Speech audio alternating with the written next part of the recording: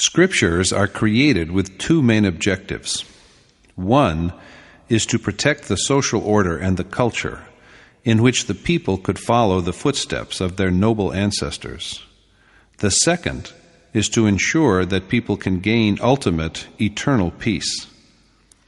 Such scriptures as the Ramayana, the Bible, the Quran, and so on, deal with both these aspects. But because of the material viewpoints held by most people, they tend to adhere only to those that are of immediate social use. In the spiritual texts also, we find many references to useful social practices, confirming their relevance. Therefore, the great sage, Veda Vyas, while writing the Mahabharata, the epic within which the Gita is an inherent part, had clearly referred to social as well as spiritual matters. However, in the Gita itself, there is not a single verse that is concerned with the sustenance of physical life or the propagation of social or religious conventions, rites, or customs. This was done to ensure that people should not mix up dogmas into something which is meant for universal and timeless well-being. This divine Gita is therefore presented exclusively in terms of timeless spiritual roots and concepts.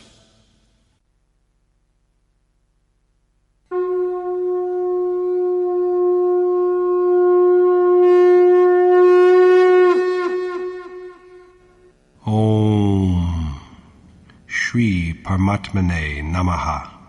Yatart Gita Srimad Bhagavad Gita. Chapter 2. Curiosity about action. In the nature of a preface, Chapter 1 presents the seeker's doubts and confusions. The participants in the war include all of the Kaurav and Pandav, but Arjuna alone is subject to misgivings. However, Arjuna is the very embodiment of devotion as a wayfarer on the path of spiritual quest. It is his love for God that inspires him to get ready for the war between matter and spirit. The initial stage is thus of love, of adoration. My revered teacher used to say, "Believe that adoration of the Supreme Spirit has commenced when, even while one is leading the life of a householder, there are signs of weariness and tears, and sentiment so powerful that it chokes the throat."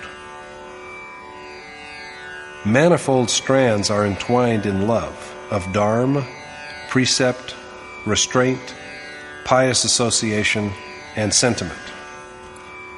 In the first stage of spiritual seeking, attachment to the family looms as an obstacle.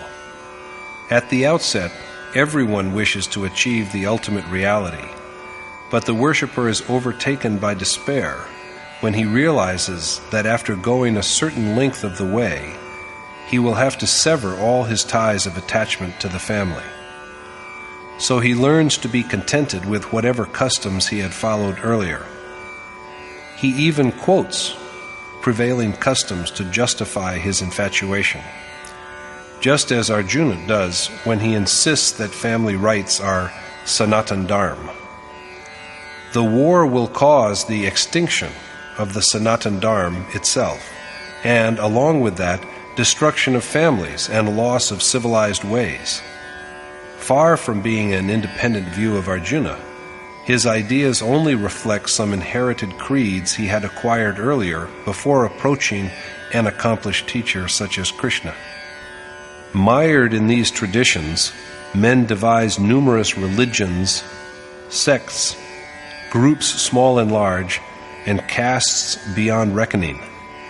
Some press the nose, while others pierce their ears, while yet others lose their dharma because they are touched by someone, or because their food and drink are defiled. Is it just to blame the so-called untouchables or non-Hindus for this state of affairs? By no means. The blame should rather be apportioned among those who propagate delusions in the name of Dharma. As for us who listen to them, we are blind victims of what are but misguided customs, and so we too have to bear part of the blame. In Mahatma Buddha's time, there was a sect called Kesh Kambal, the members of which regarded the practice of growing hair so that it could be used like a blanket as a standard of perfection. There have been some who thought it pious to live like cows, while others have lived and conducted themselves in the manner of dogs. But all these were only stupid customs that have nothing to do with awareness of God. There were schisms and foolish customs in the past, and they are with us even today. There were also divisions and stupid customs in Krishna's time, and Arjuna is a victim of some of them. This is seen from his 4 arguments, namely, that war destroys the eternal Sanatan Dharma, and that it produces Varn Sankar, an unholy intermingling of disparate classes and ways of life. Obsequial offering to deceased ancestors will cease, and we shall, by being engaged in destroying our race, invite great curses on us. Thereupon Yogeshwar Krishna speaks to him.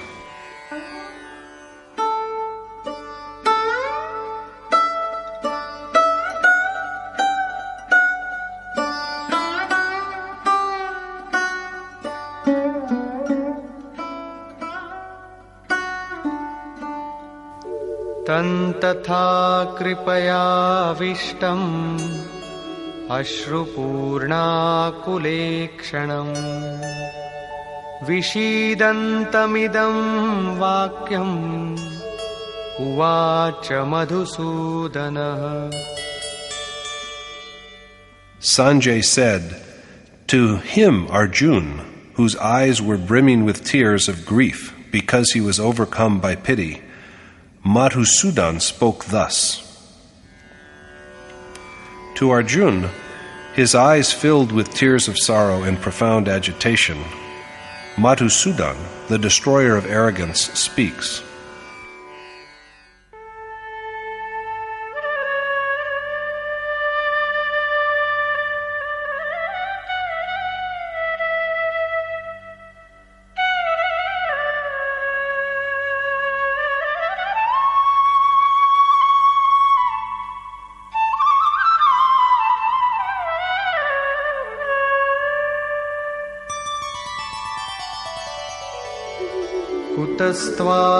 कुतस्त्वाकश्मलमिदं विषमे समुपस्थितम् अनार्यजुष्टमस्वर्ग्यम् अकीर्तिकरमर्जुन. The Lord said, "From what cause, O Arjuna, does this unmanly, un-Arjun-like, heaven-barring, and shameful despair come over you at this perilous spot?" Madhusudan, Krishna, uses the term Visham for the place where Arjuna and he are at that time. Besides meaning difficult or dangerous, the word also means unique or unequaled. So Krishna really wishes to know that which has caused spiritual ignorance, Agyan, in Arjuna in this unusual, unparalleled setting. The setting is one the like of which can be found nowhere else in the entire world, because it is the sphere of spiritual striving towards an unworldly, celestial goal. In such a universal and undisputed setting, how has spiritual ignorance come over Arjuna? Why does Krishna call Arjuna's views spiritual ignorance? Has Arjuna not said categorically that it is his heartfelt wish to defend Sanatan Dharma? Is it spiritual ignorance to be resolved, body and soul, to protect what Arjuna believes to be the immutable, eternal Dharma? According to Krishna, it is so, for it has not been the practice of those who truly deserve to be called men. Neither does it provide access to heaven. It is also not conducive to glory. The one who keeps firmly to the path of righteousness is an Arya. In Hindu scriptures, instead of referring to any race or stock, Arya denotes an exceptionally cultivated man who adheres scrupulously to Dharma. If dying for one's family were not an instance of ignorance, Krishna adds, sages would have practiced it. Had family traditions been the ultimate reality, they would have been used as a ladder for climbing up to heaven and salvation. When Mira sang her songs of divine adoration, people declared her insane, and her mother-in-law condemned her as a destroyer of the family. But no one today remembers the mother-in-law for shedding copious tears of concern about the well-being of her family and safety of its honor, while the whole world cherishes the memory of Mira. After all, how long can we remember the man who is concerned only about his family? Is it not evident, then, that customs which bring neither glory nor sublime happiness, and which have at no time been accepted by an Arya, a man of Dharma, must be a kind of ignorance? Krishna says to Arjuna,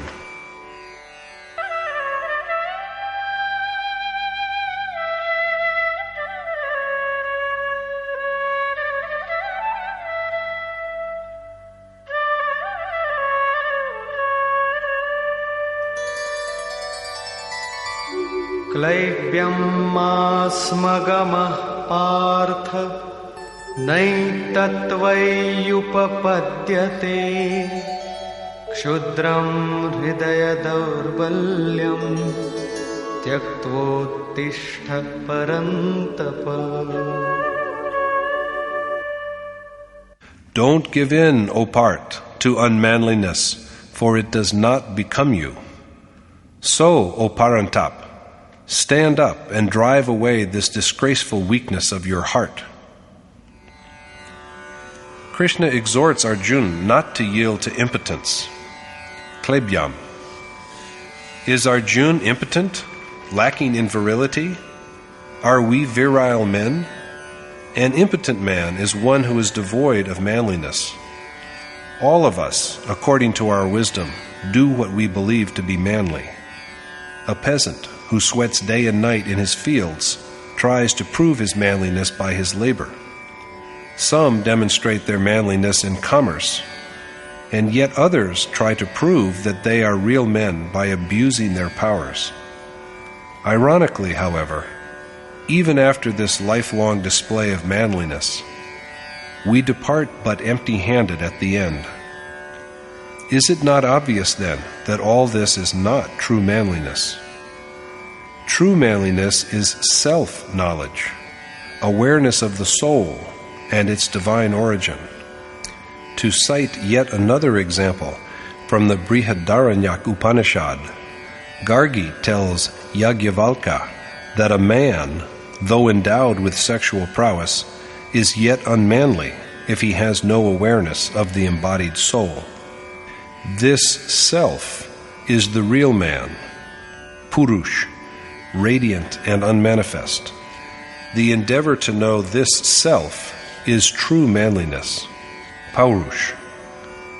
It is because of this that Krishna asks Arjuna not to surrender to impotence. It is unworthy of him. He is a scorcher, a formidable vanquisher of foes, so he ought to reject his groveling feebleness and stand up for battle. He should give up his social attachments, for they are mere frailties. At this, Arjuna raises his third question. Katham bhishmamaham sankhe dronancha madhusudana ishubhi pratiyotsyami pujarha varisudana.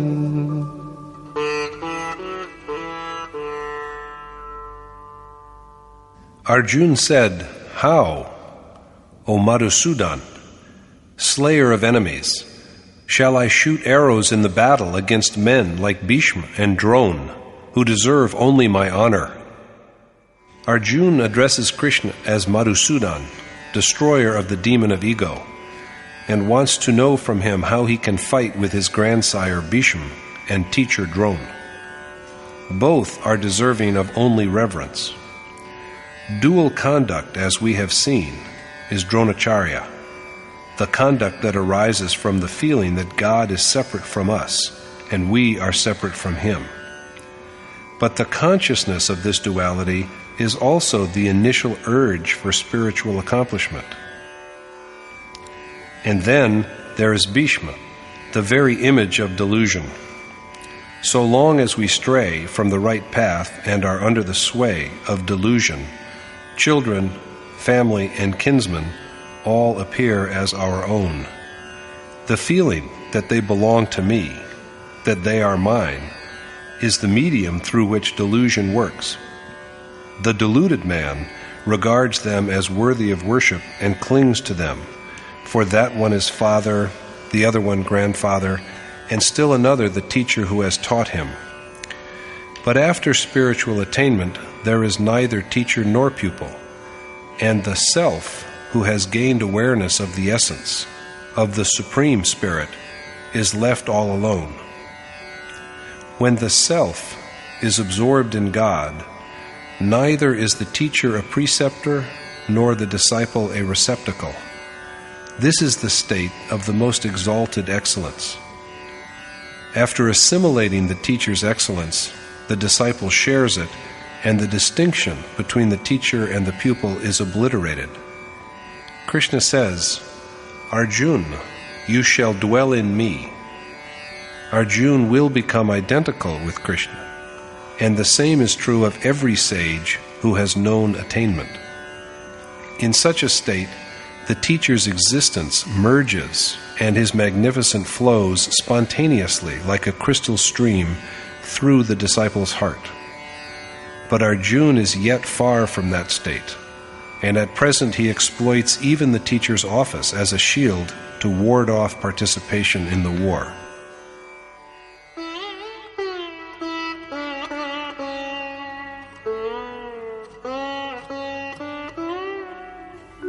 गुरून् हत्वा हि महानुभावान् श्रेयो भोक्तुं भैक्षमपीह लोके हत्वार्थकामास्तु गुरूनिहैव भुञ्जीय भोगान् रुधिरप्रदिग्धान्. Even to live in this world as a mendicant begging for alms is better than killing teachers, for if I kill them, all my joys and riches and desires in this world will be drenched in their blood. Arjuna prefers the life of a beggar who lives on alms to killing his teachers, rather than meaning to beg for livelihood, for the sustenance of the body. Begging here denotes soliciting great men through rendering even a half-hearted service to them for the favor of propitious fortune. Food is the only God, after partaking of which the soul's hunger is assuaged forever. That he should, even though in small measures, continue to taste the manna of God's excellence by serving and soliciting a sage, without having to part with his family, is the craving behind Arjuna's tearful appeal. Don't most of us do the same? It is our aspiration that we should gradually, at some point, achieve spiritual liberation without having to destroy the ties of familial love and attachment. But there is no such way for the seeker who has achieved a higher level of accomplishment than this, and is strong enough to face the war raging on the battlefield of his heart. Soliciting and imploring like an almsman, rather than doing something on one's own, is like begging for food like a mendicant. In the Dhammadayad Sutta of Majjhima Nikaya, Mahatma Buddha has also declared the food obtained by begging inferior because it is like flesh received as alms. How will he profit, Arjuna asks, by killing his teachers? What else can the world reward him with for this crime but the unnatural enjoyment of blood-stained pleasures of sensual gratification and material prosperity. It appears from this that he perhaps believes that loving adoration of God will augment his worldly happiness. So his only achievement, even after the most strenuous struggle, he believes, can be nothing more than enjoyment of riches which sustain the body and sensual pleasures. He goes on to make yet another reasoning.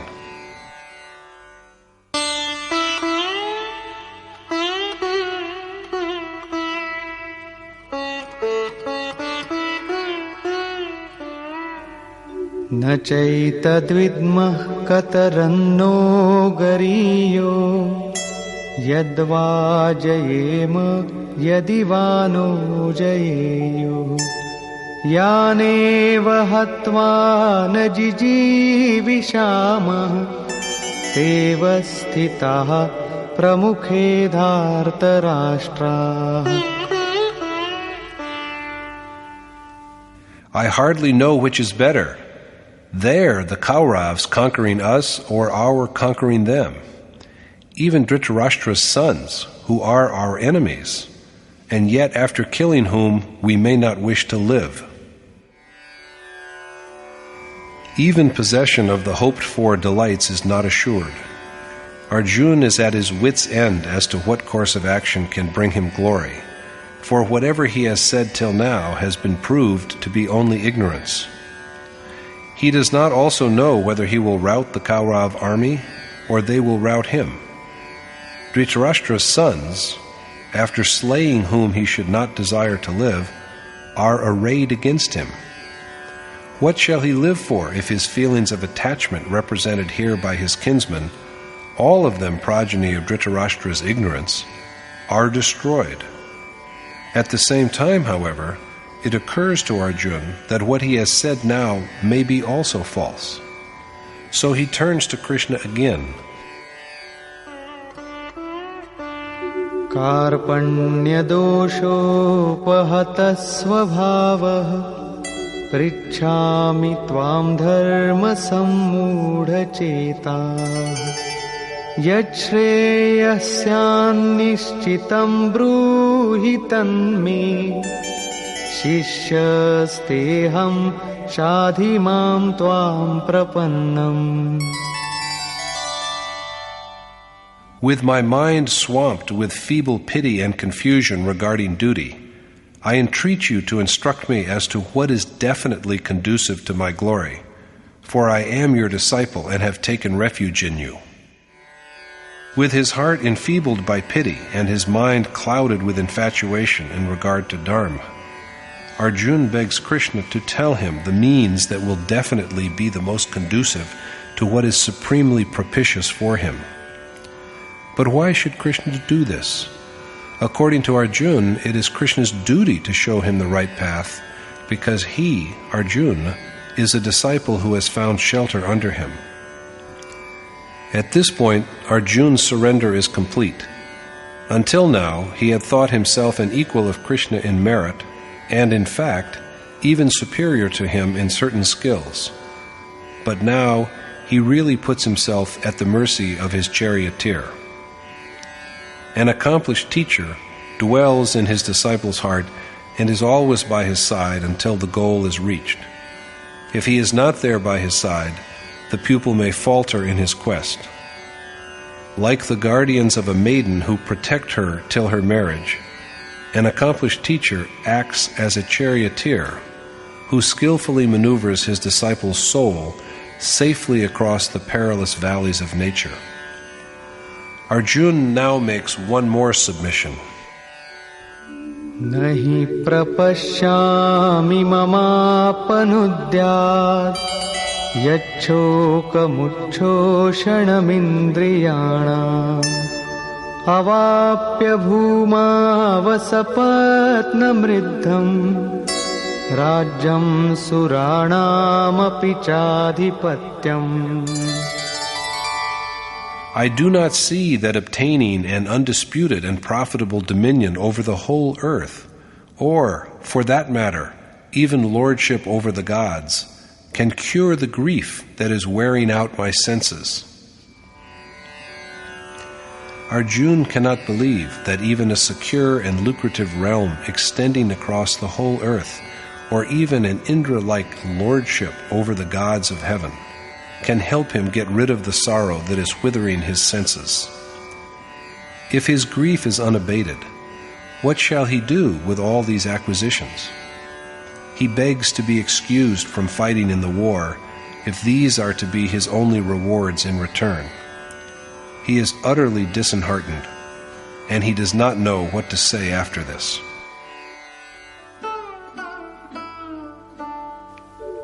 Evamuktva ऋषिकेशं गुडाकेशः परन्तप नयोत्स्यैति गोविन्दम् उक्त्वा तूष्णीं बभूवः.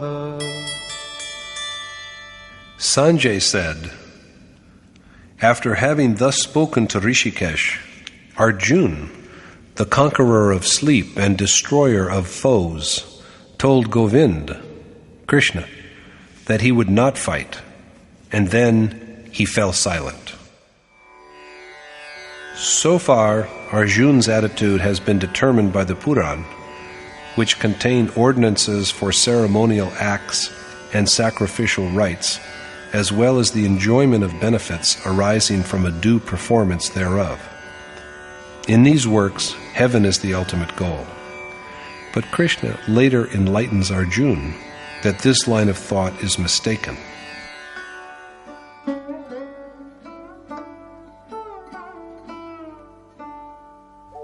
तमुवाच ऋषिकेशः प्रहसन्निव भारत सेनयोरुभयोर्मध्ये विषीदन्तमिदं वचः.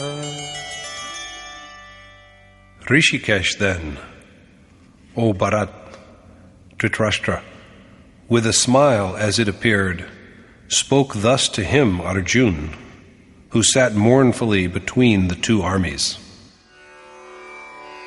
Krishna, knower of secrets of the innermost heart, Rishikesh, speaks smilingly to the grieving Arjuna.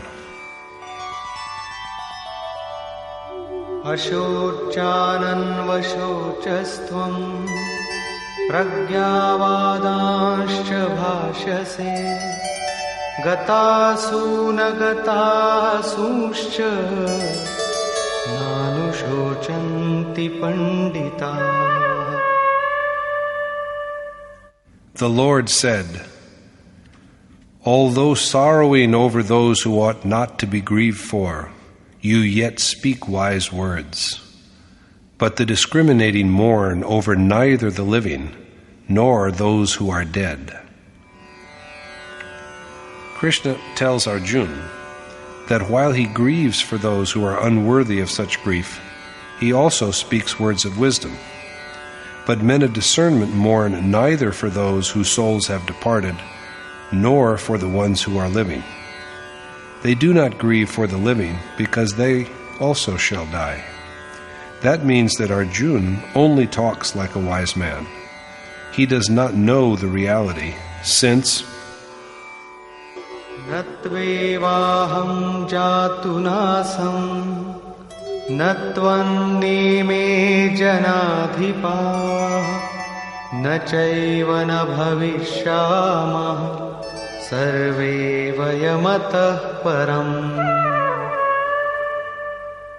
It is not that either you or I or all these kings did not exist in the past, nor is it that our being will come to an end in the future.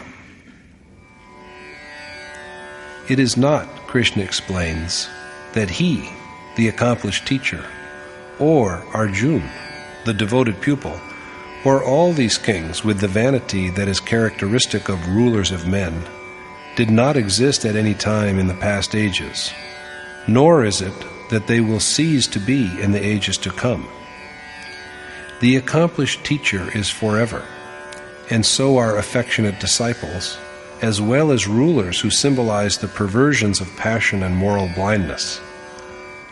Here, besides throwing light on the permanence of yoga in general, Yogeshwar Krishna has particularly stressed its existence in the future. Explaining why the dead should not be mourned over, he says, Dehinosmin yatha dehe kaumaram yauvanam jara tatha dehantara prapti dhirastatra namuhyati. Since the embodied spirit passes through infancy, youth, and old age in the body, and then transmigrates into another body, men with steadfast minds do not grieve over his passing away. As the embodied soul waxes from childhood to youth, then wanes to old age and assumes one new body after another, wise men are not prey to infatuation. At some time, a man is a boy, and then he grows into a young man. But does he die by this? Then he grows old. The self is ever the same. Only the condition of the physical body in which he resides goes on changing. There is no crack in him when he changes over to a new body. This change from one physical body to another will continue until the soul is united with the Supreme Spirit, who alone is beyond all change. Matra sparshastu kaunteya shitoshna sukha dukkhadaha agama payino nityaha tam stitikshasva bharata. There are sensations of heat and cold, and of pain and pleasure, O son of Kunti, as senses meet their objects. Bear them patiently, O Bharat, because they have a beginning and an end, and are transient. The contact of senses and their objects, which generates pleasure and pain, and feelings of cold and warmth, is occasional and momentary. Arjuna should therefore abandon them. But instead of that, he is shaken by the mere thought of pleasures that are derived from the union of senses and their objects. The family for the sake of whom we yearn for pleasures and the teacher whom we revere both represent the attachment of senses. But the causes of this attachment are momentary, false, and perishable. Neither shall our senses always meet with objects they enjoy, nor shall they always be capable of enjoyment. So Arjuna is counseled to give up sensual pleasures and learn to withstand the demands of his senses. But why is Arjuna counseled thus? Is it a Himalayan war in which he has to endure cold? Or is it a desert war in which he has to suffer heat? As knowledgeable people say, the actual Kurukshetra has a moderate climate. During the mere 18 days that is the total duration of the Mahabharat war, is it possible that seasons will change, that winter and summer will come and go?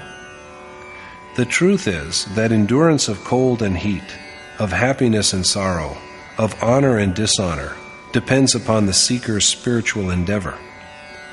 The Gita is, as we have seen more than once, an externalization of the inner conflict that rages within the mind. This war is the war between the gross physical body and the self, which is aware of his identity with God.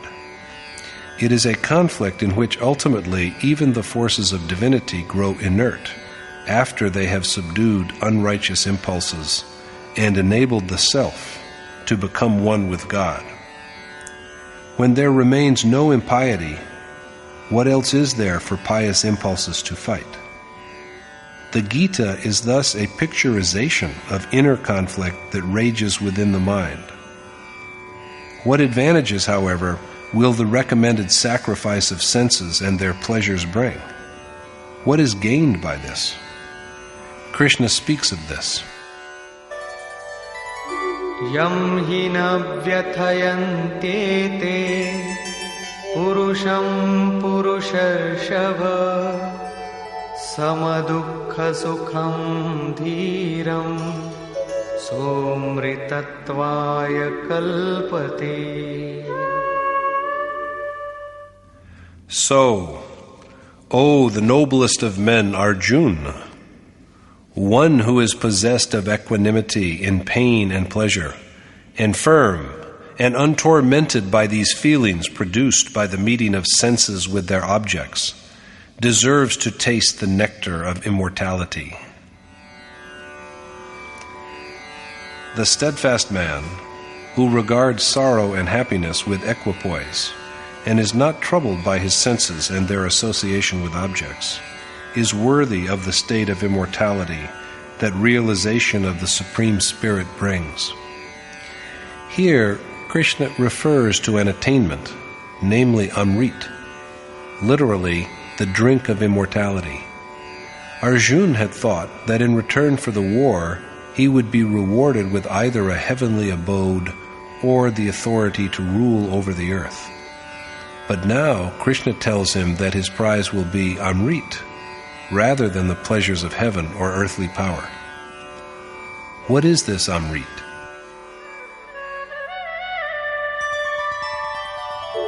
Nasato vidyate bhavo na bhavo vidyate satah ubhayorapi drishtontah tvanayostatvadarshibhi.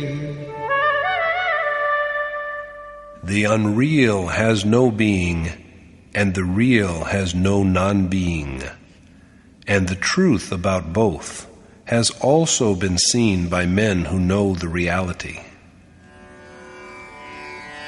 The unreal has no existence. It has no being, and so bringing it to an end is out of the question.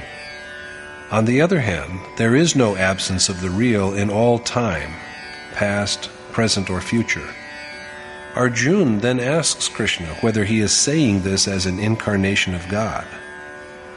Krishna's reply to this is that the distinction between the real and the unreal has also been revealed to sages who have realized the true nature of the human soul as identical with the Supreme Spirit pervading the universe.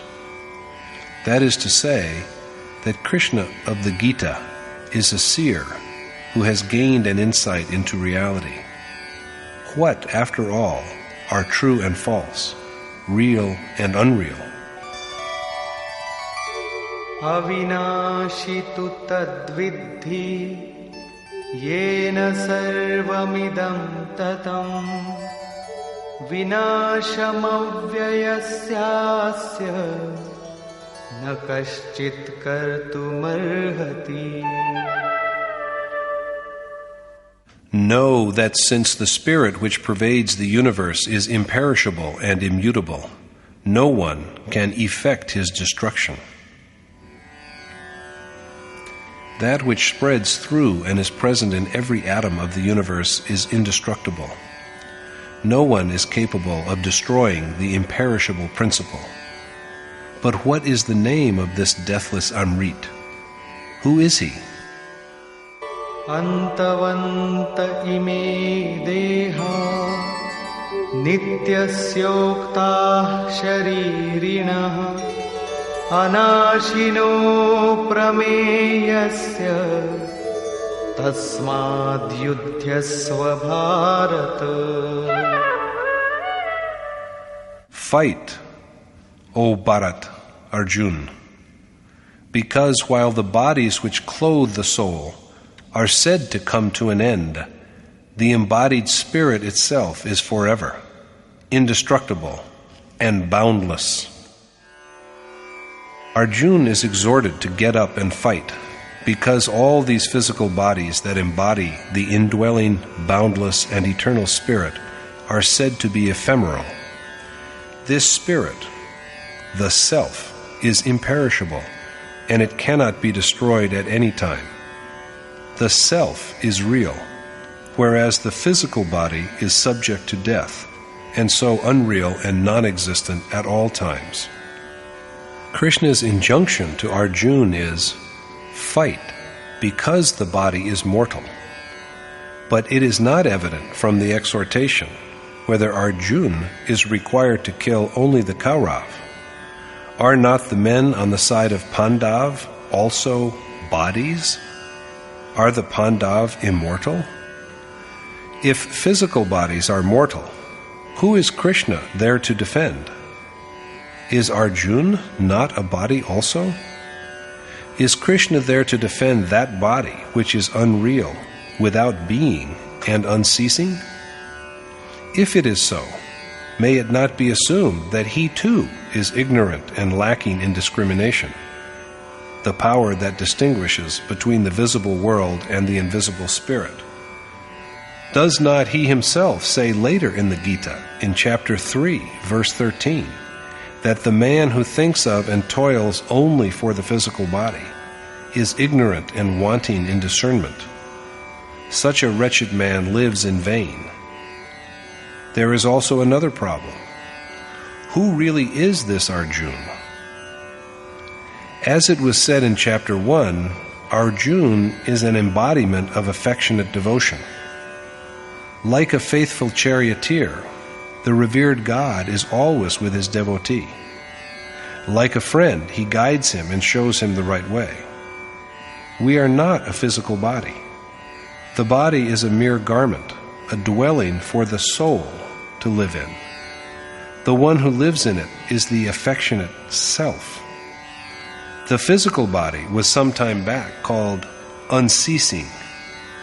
Elemental wars and slaughter do not destroy the body. When one body is forsaken, the soul just assumes another body. It is with reference to this that Krishna has said that there is change from one body to another, just as a man grows from childhood to youth and then to old age. If you hack a body to pieces, the soul just puts on another body like a new apparel.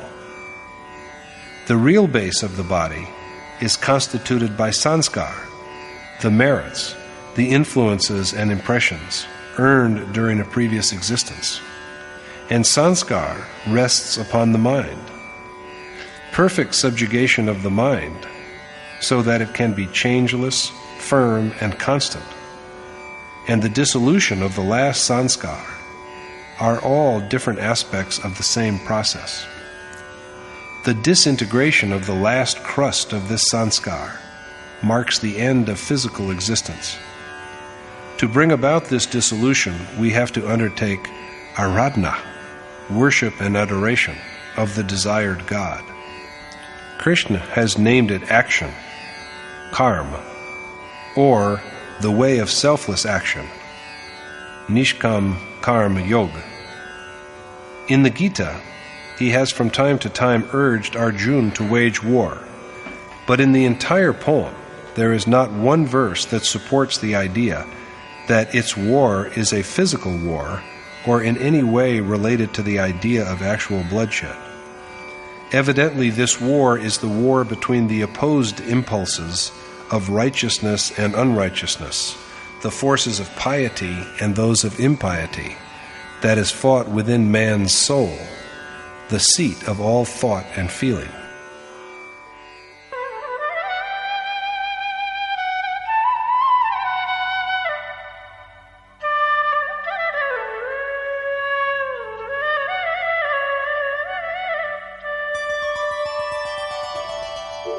य एनं वेत्ति हन्तारं यश्चैनं मन्यते हतम् उभौ तौ न विजानीतो नायं हन्ति न हन्यते. They are both ignorant, he who believes that the self slays, and he who thinks that he is slain.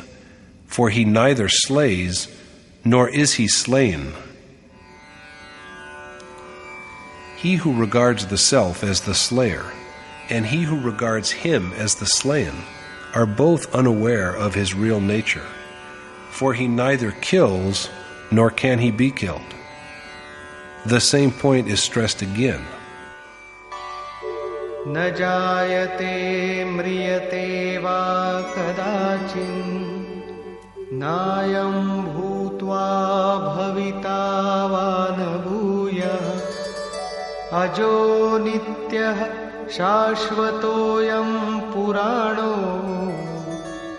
न हन्यते हन्यमाने शरीरे. Neither ever born nor dying, neither at any time coming into being nor ceasing to be.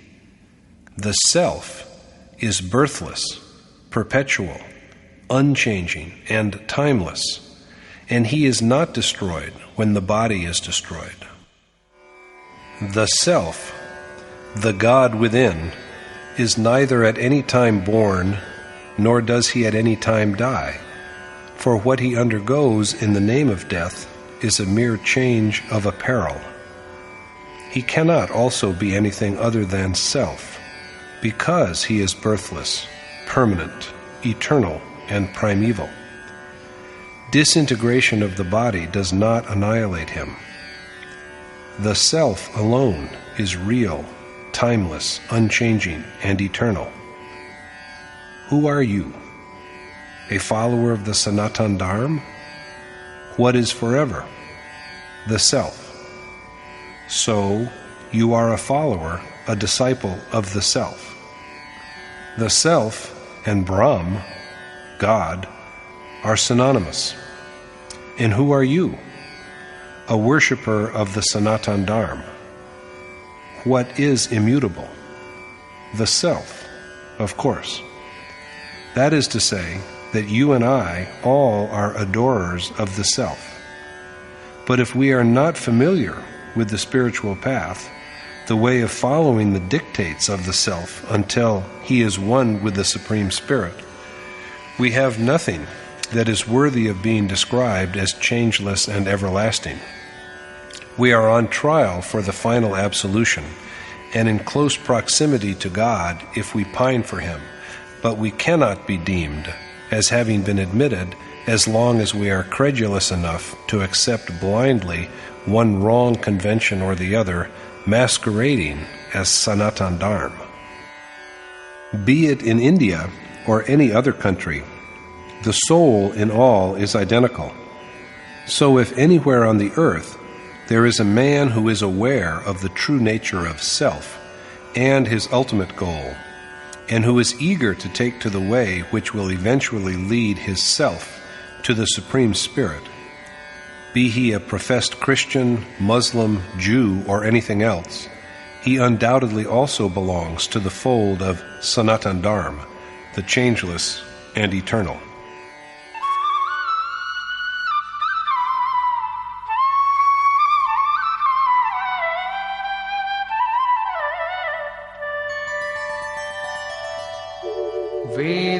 वेदाविनाशिनं नित्यं य एनमजमव्ययं कथं स पुरुषः पार्थ कं घातयति हन्तिकम्.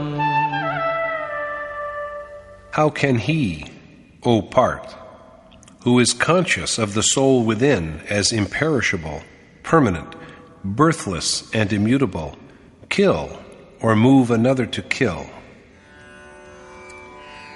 Arjuna is addressed as Parth, for he has made a chariot of the earth-made body and is preparing to take a perfect aim at the Supreme Spirit.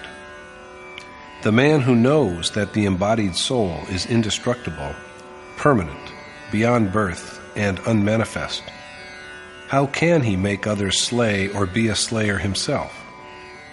Destruction of what is indestructible is impossible, and, being beyond birth, the self is also never born, so why grieve for the body? This idea is further elaborated in the following verse.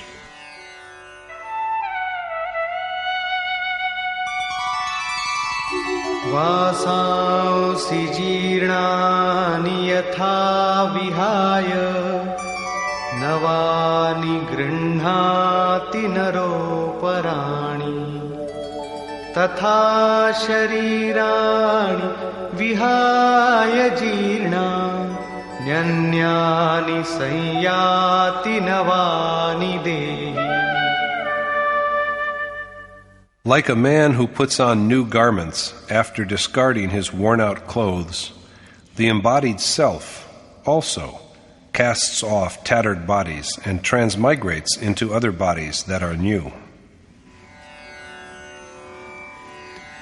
The soul rejects bodies that have been ravaged by old age or some other disease and dresses himself in new apparel, just as a man throws away old torn clothes and puts on new clothes. But if new clothing is needed only when the fabric of old clothes is weakened, why do young children die? These garments have yet to grow and evolve. It was said a little earlier that the body rests on sanskar, the excellence attained in the course of a previous existence. When the store of sanskar is depleted, the self discards the body. If the sanskar is of 2 days' duration only, the body will be on the brink of death on the second day itself. Beyond sanskar, there is not even a single breath of life. Sanskar is the body, and the self assumes a new body according to his sanskar. According to the Chandogya Upanishad, a man is primarily his will. As is his will in this life, so does he become when he departs from it.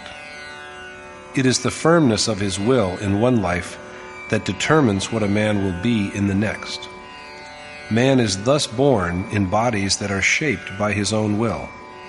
So death is a mere physical change. The self does not die. Krishna again emphasizes the same imperishability of the soul.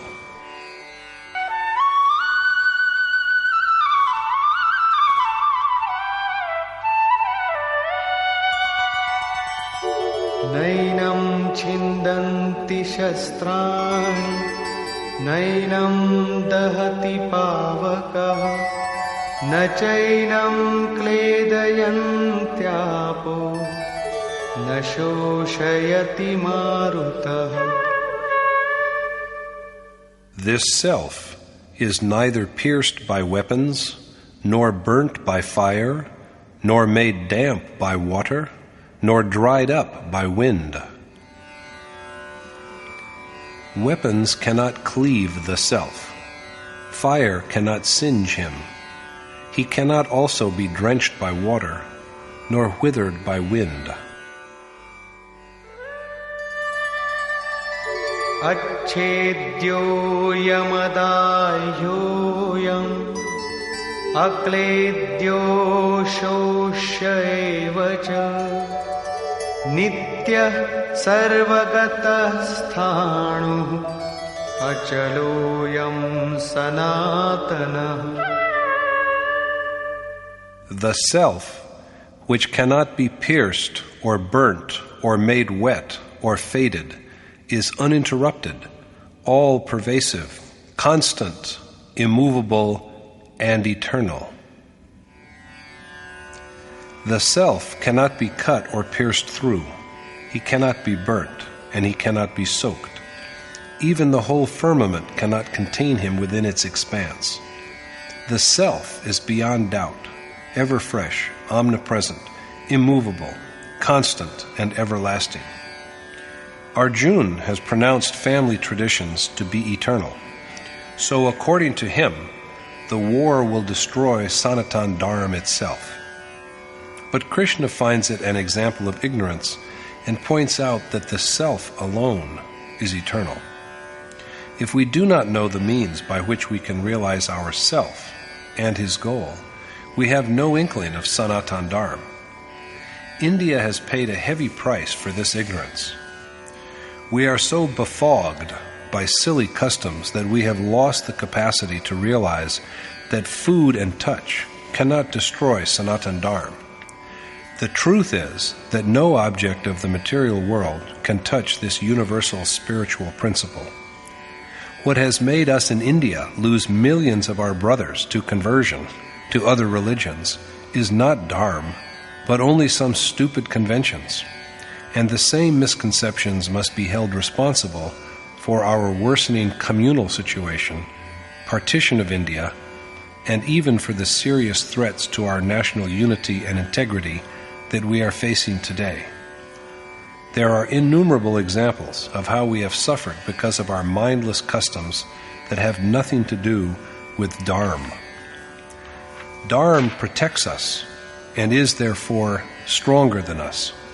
But whereas even the mortal body needs some kind of a weapon to be killed, the peculiar Dharma of the gullible Hindu was destroyed by a mere touch. What kind of Dharma was it, we wonder?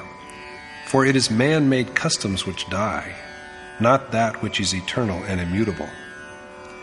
That which is eternal is so strong and impregnable that arms cannot pierce it, fire cannot burn it, and water cannot wet it.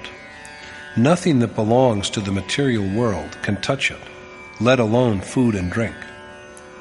Some such misguided traditions had prevailed at the time of Arjuna also, and he was obviously one of their victims.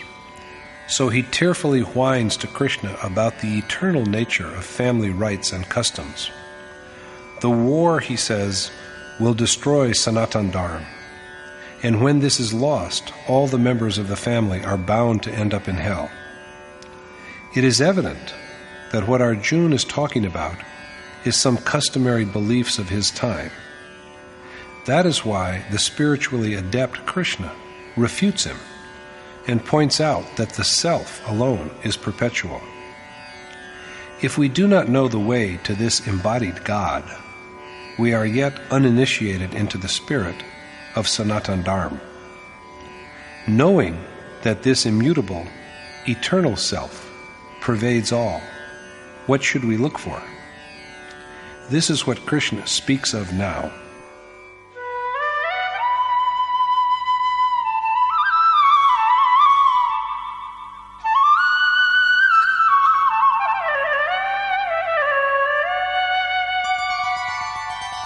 Avyaktoyamachintyoyam avikaryoyamuchyate tasmadevam viditvainam nanushochitumarhasi. Knowing that the self is unmanifest, a non-object to the senses, incomprehensible because he is a non-object to the mind, and changeless, O Arjuna, it does not befit you to grieve over him. The soul is unmanifest and not an object of the senses. He cannot be grasped by the senses. He is present even when there is the association of senses with their objects, but he cannot be comprehended. He is beyond thought. He is eternal, and he is present even when the mind and its volitions persist. But he is beyond perception, enjoyment, and access. So the mind has to be restrained. Krishna has told Arjuna that the unreal has no existence, and neither is the real ever non-existent. The self is that reality. It is the self that is changeless, constant, eternal, and unmanifest. They who know the essence have found the self adorned with these traits. Not linguists, nor the affluent, but only seers have known the unique character of the self. In chapter 18, Krishna will affirm that the Supreme Spirit alone is real. By restraining the mind, the worshipper sees him and becomes one with him. At the moment of attainment, he realizes God and, the very next moment after this, he finds his own soul adorned with godlike traits. He sees then that this self is true, eternal, and perfect. This self is beyond the reach of thought. Free from any deviation, it is called immutable. Krishna then uses simple logic to demonstrate the contradictions between Arjuna's thoughts.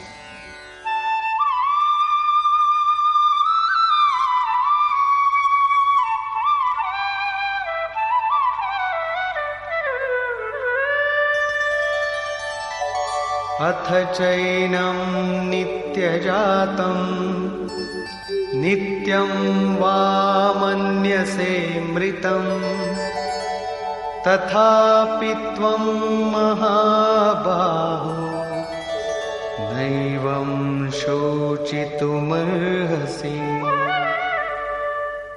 You ought not to grieve, O the mighty-armed, even if you think of him, the Self, as ever born and ever dying.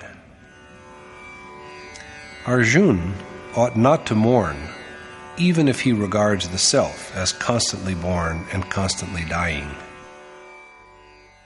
जातस्य हि ध्रुवो मृत्युः ध्रुवं जन्म मृतस्य च तस्मादपरिहार्येऽर्थे न त्वं शोचितुमर्हसि. Since this also proves the certain death of what is born and the certain birth of what dies, you ought not to grieve over the inevitable. Even the assumption that the Self is ever born and ever dying only goes to establish that the born must die and the dead must be born. So Arjuna ought not to grieve over what must be, for sorrowing over something which is inevitable is inviting yet another sorrow.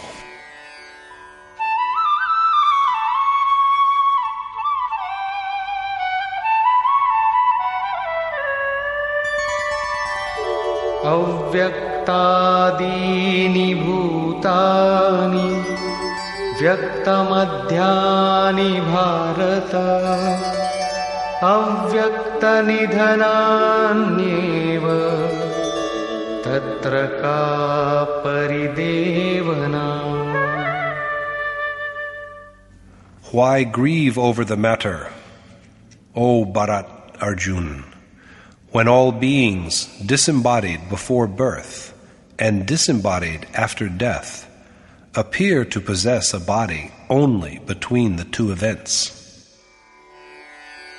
All beings are bodiless before birth and also bodiless after death.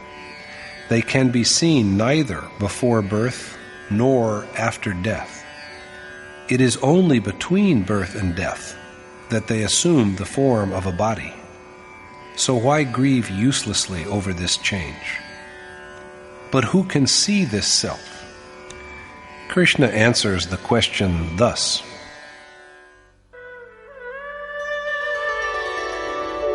आश्चर्यवत् पश्यति कश्चिदेनम् आश्चर्यवद्वदति तथैव चान्यः आश्चर्यवच्चैनमन्यः शृणोति श्रुत्वाप्येनं वेद न चैव कश्चित्. Only a seer views the soul as a marvel. Another one describes him as a marvel, and yet another one hears him as a marvel, while there are some who hear him and yet know him not. Krishna has said before that only accomplished, enlightened sages have viewed the Self. Now he elaborates the rareness of this vision. Only a rare sage sees the Self, views him directly rather than just hears of him. Similarly, another rare sage speaks of his substance. Only he who has seen the Self can describe him. Yet another rare seeker hears him as a wonder, for even hearing the voice of the self is not possible for all, because it is meant only for men of high spiritual attainment. There are people who hear the self and yet know him not, because they are incapable of treading the spiritual path. A man may listen to countless words of wisdom, split hairs, and be eager to acquire the highest wisdom. But his attachments are possessed of irresistible might, and after only a short while, he finds himself reversed to worldly business. So at last, Krishna gives his verdict.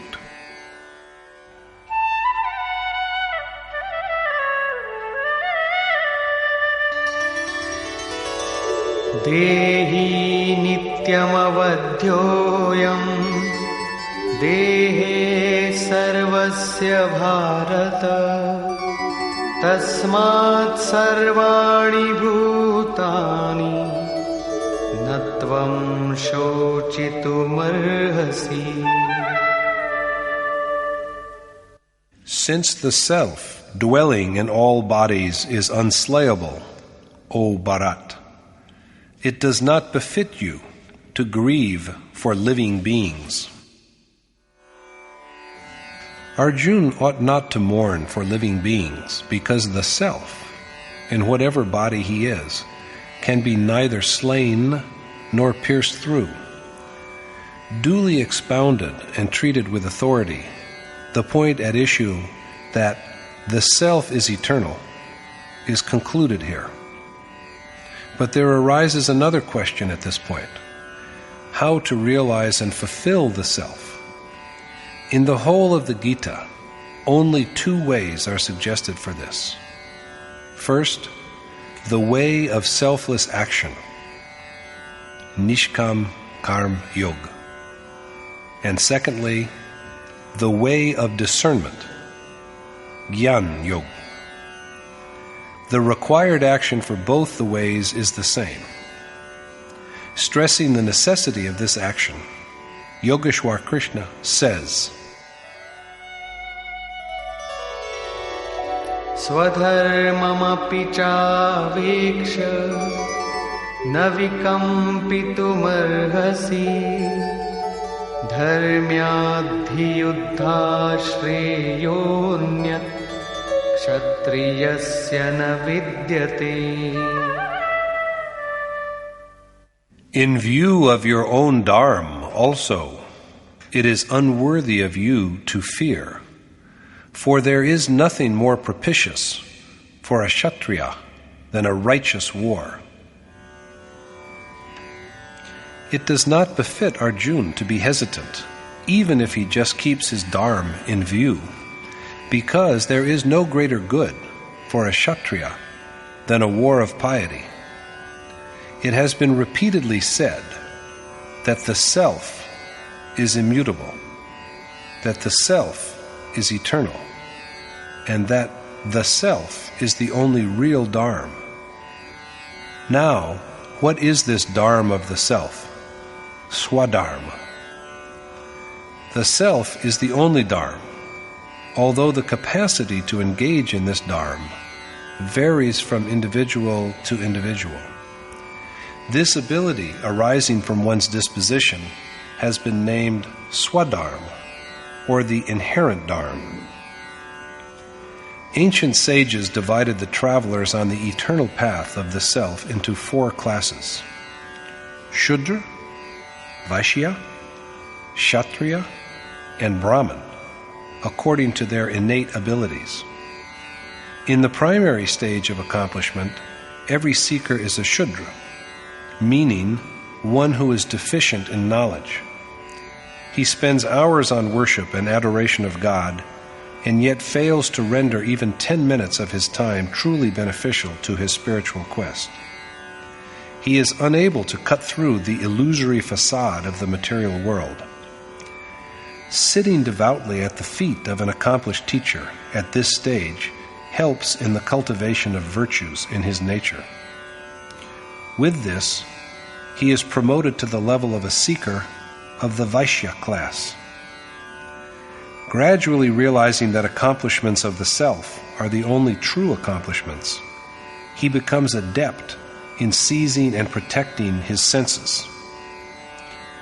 Passion and wrath are fatal to the senses, whereas discrimination and renunciation protect them, but they are by themselves incapable of annihilating seeds of the material world.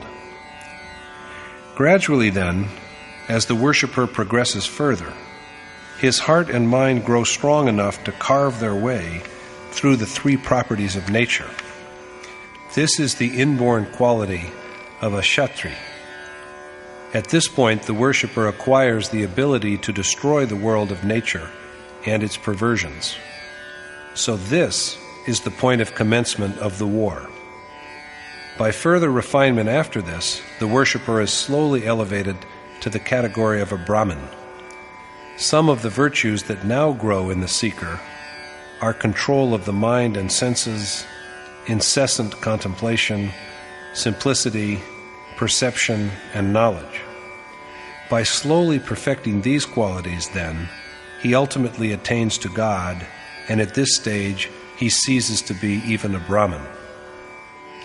At a sacrifice performed by Janak, king of Vidya, answering questions by Ushasti, Kahol, Aruni, Udalak, and Gargi, Maharshi Yagya said that a Brahmin is one who has achieved direct realization of the self.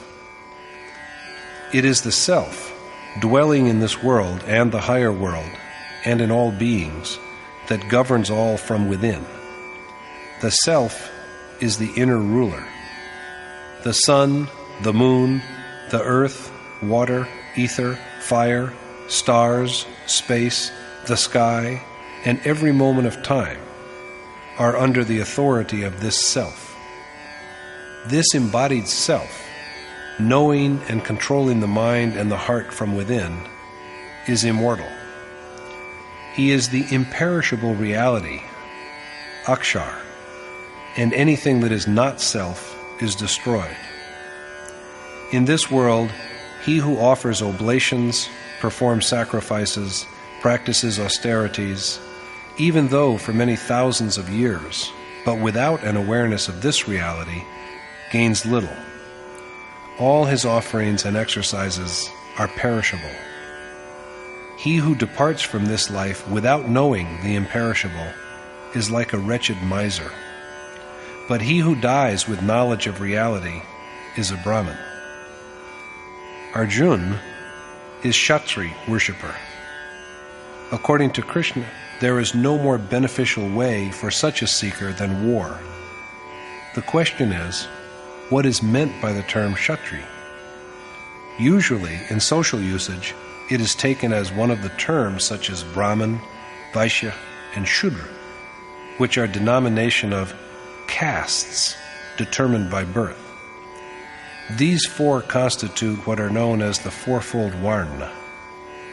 But that such was not the original intent behind the provision is evident from what the Gita has to say about the inherent disposition of the Kshatriya.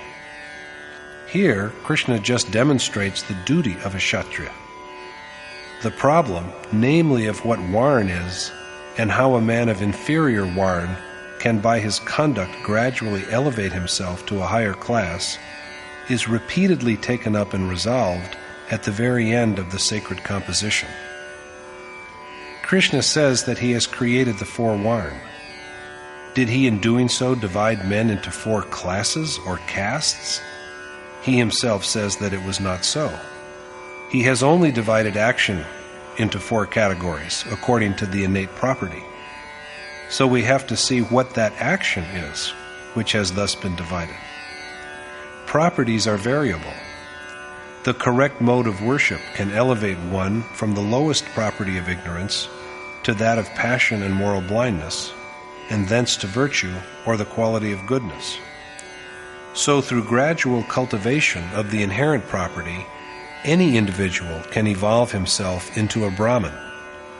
He is then possessed of all the qualities that are essential to the attainment of and union with the Supreme Spirit.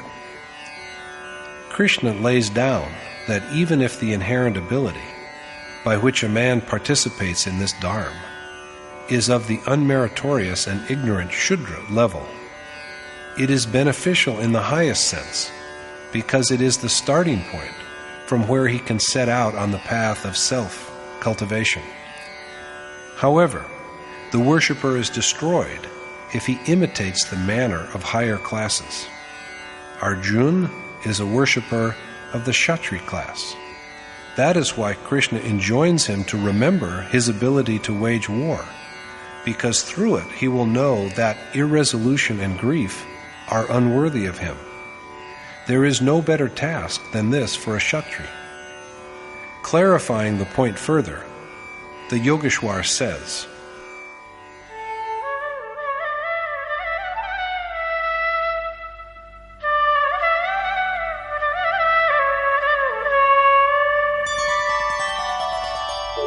यदृच्छया चोपपन्नं स्वर्गद्वारमपावृतं सुखिनः क्षत्रियाः पार्थ लभन्ते युद्धमीदृशम्. Blessed indeed, O Parth, are the Kshatriya who, without seeking, come upon such a war which is like an open door to heaven. The perfect marksman, Arjuna, has made a chariot of the temporal body itself. Only the most fortunate among Kshatriya get an opportunity to fight in a war of righteousness that provides fighters with an open gateway to heaven. The worshipper of the Kshatriya class is strong enough to subdue all the three properties of matter. The door to heaven is open to him because he has stored an abundance of divine riches in his heart. He is qualified for the enjoyment of celestial existence. This is the open way to heaven. Only the fortunate among the Kshatriya, the ones who have the capacity to wage war, are able to know the significance of the incessant struggle that goes on between matter and spirit. There are wars in the world. People assemble at a place and fight. But even victors in these wars fail to secure a lasting victory. These wars are, in fact, only acts of getting satisfaction by deliberately inflicting injury for injuries inflicted, mere acts of vengeance. The more a man suppresses others, the more he is eventually suppressed himself. What kind of victory is this, in which there is only sense-withering grief? And at the end, the body is also destroyed. The really beneficial war is the conflict between matter and spirit, for a single conquest in this war results in domination of matter by the self. This is a conquest after which there is no possibility of defeat.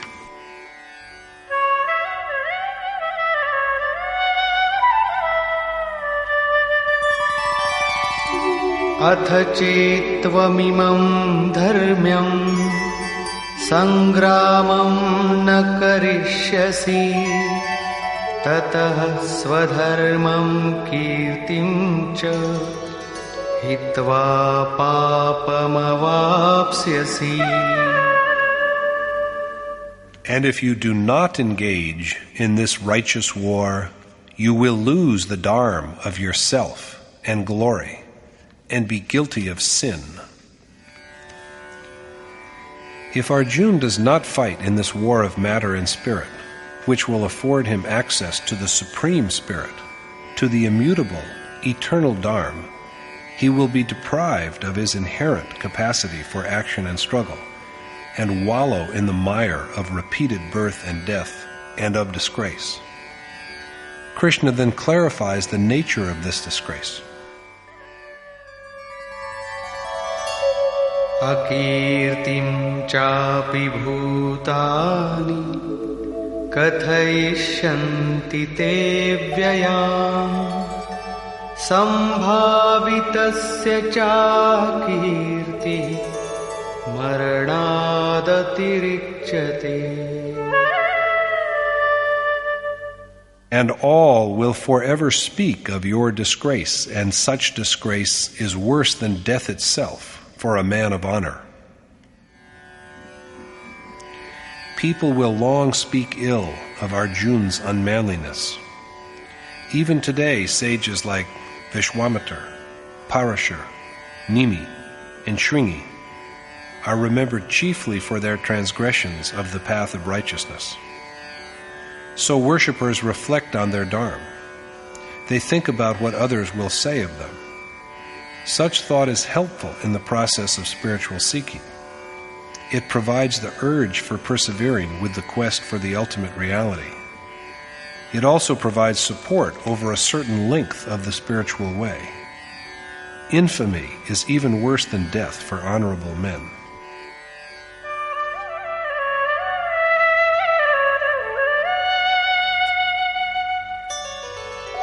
Bhayadranaduparatam mausyante tvam maharathaha yesham cha tvam bahumato bhutva yasyasi laghavam. Even the great warriors who have a high regard for you will then scorn you for having turned your back upon the war out of fear. The mighty warriors, in whose esteem Arjuna will then fall from honor to dishonor, will believe that he had retreated from the war due to cowardice. Who are these other great warriors? They too are seekers who make their way strenuously along the path of spiritual realization. The other formidable warriors who oppose them are, on the contrary, desire for sensual pleasure, anger, greed, and attachment that drag the worshipper with equal tenacity towards ignorance.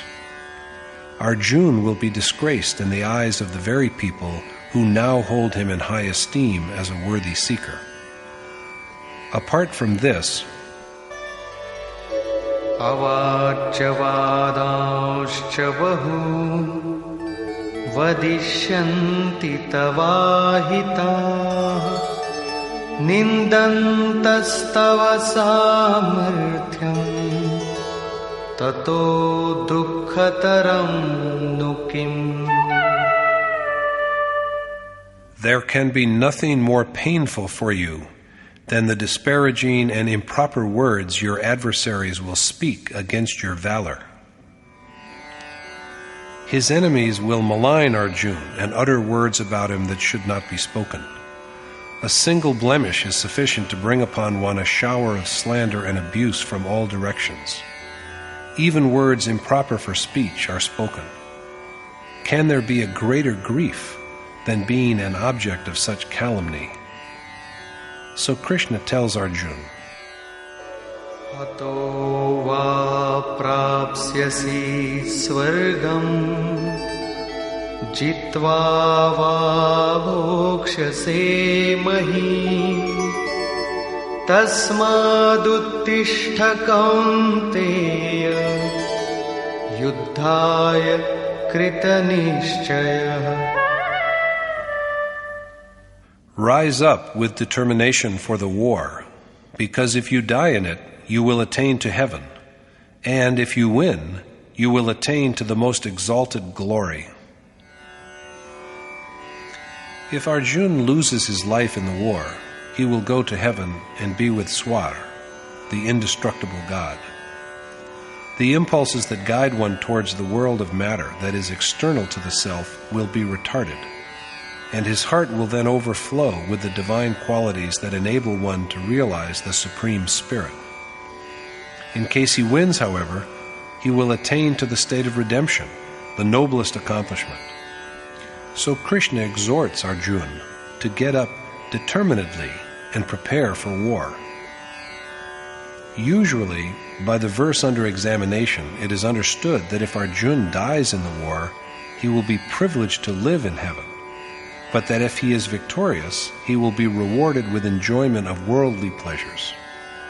But we cannot but remember that Arjuna has told Krishna that in neither a realm made up of all the three worlds, nor even in an Indra-like lordship over gods, can he see the means that can remedy the grief that is wearing out his senses. If he is to achieve only all this, he has said, he will not fight at any cost. Nevertheless, Krishna exhorts him to fight. What greater reward than domination over the earth in case of victory and celestial pleasures in case of defeat does Krishna promise Arjuna in order to make him fight?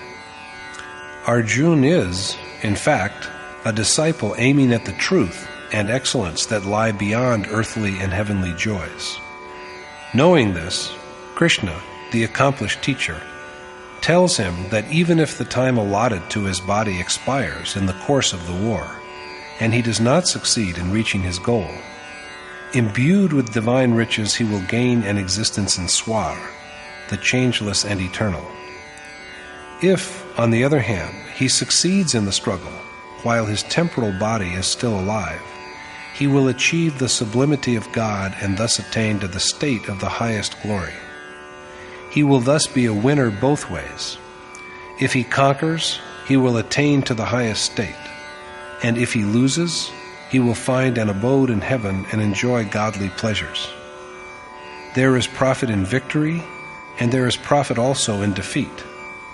The point is reiterated.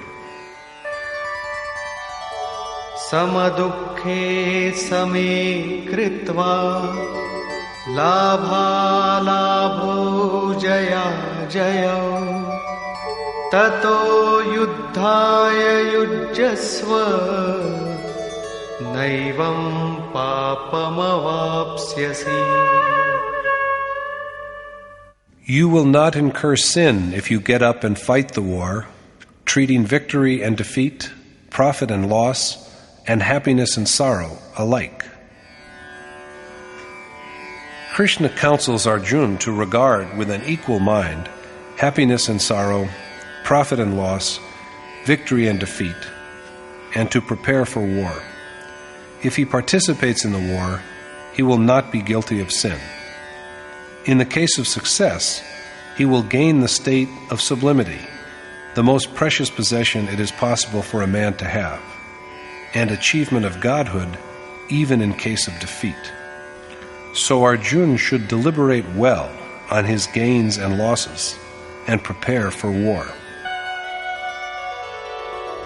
Esha te bhihita sankhye buddhir yoge tvimam shrinu buddhya yukto yaya partha karma bandham prahasyasi. This knowledge which I have imparted to you, O Parth, is related to Gyan Yoga, the way of knowledge. And now you should listen to me on Karma Yoga, the way of selfless action, with which you can successfully sever the fetters of action as well as its consequence, karma. Krishna tells Arjuna that the knowledge he has spoken of is related to the way of knowledge. What knowledge is it except that Arjuna should fight? The substance of the way of discrimination or knowledge is only that if we fight according to our disposition, after a careful appraisal of our capacity, as well as of profit and loss, we shall attain to the state of ultimate bliss if we win, and to heavenly godlike existence even if we are vanquished. There is gain in both cases. If we do not act, others will speak disparagingly of us and look upon us as having retreated like cowards, and we shall be disgraced. So to forge ahead on the path of action with a careful understanding of one's innate nature is itself the way of knowledge or discernment. We usually come across the misconception that no war needs to be fought on the path of knowledge. It is said that knowledge involves no action. We think in our vanity, I am pure, I am enlightened, I am a part of God Himself. Accepting it as an axiom that excellence begets excellence, we sit idly. But this is not the way of knowledge, according to Yogeshwar Krishna. The action which has to be performed in following the way of knowledge is similar to that which has to be undertaken for the way of selfless action. The only difference between the two ways is that of attitude. The man who treads the path of knowledge acts with a proper evaluation of his situation and with self-reliance, whereas the man who takes to the path of selfless action also acts, but with reliance upon the mercy of the revered God. Action is a basic requirement of both the ways, and in each of them it is the same, although it has to be done in two different ways. The attitudes behind the action in the two ways are different. So Krishna asks Arjuna to listen to him while he speaks of the way of selfless action, armed with which he can effectively destroy the bonds of action and its consequence. Here, the Yogeshwar has for the first time spoken of karma, although without explaining what it is.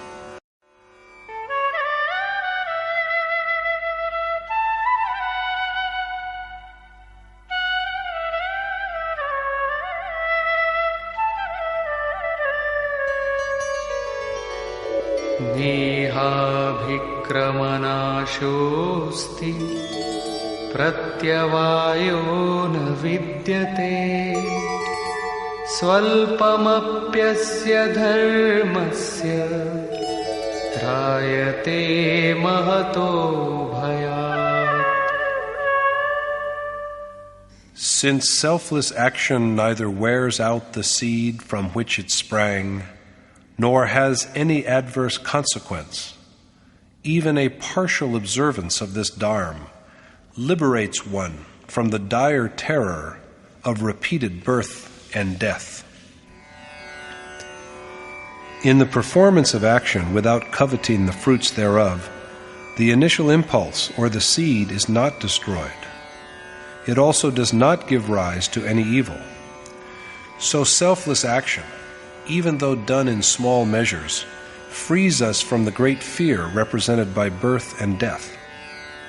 That necessitates reflecting over the nature of such action and walking at least a few steps along its path. Worshippers who have renounced the vanity of earthly possessions have trodden this path, but so can those who lead the life of householders. Krishna tells Arjuna to just sow the seed, for the seed is never destroyed. There is no power in nature, no weapon which can destroy it. The material world can only cover it up momentarily and hide it for a while, but it cannot wipe out the initial inspiration, the seed of the act of spiritual accomplishment. According to Krishna, even the gravest of sinners can doubtlessly cross over by the arc of knowledge. He means exactly this when he says that if the seed of selfless action is just planted, it is imperishable. It does not even have any adverse outcome insomuch as it does not abandon us midway after showing us how we can progress towards spiritual attainment. Even if we give it up, it works doggedly on for our final liberation.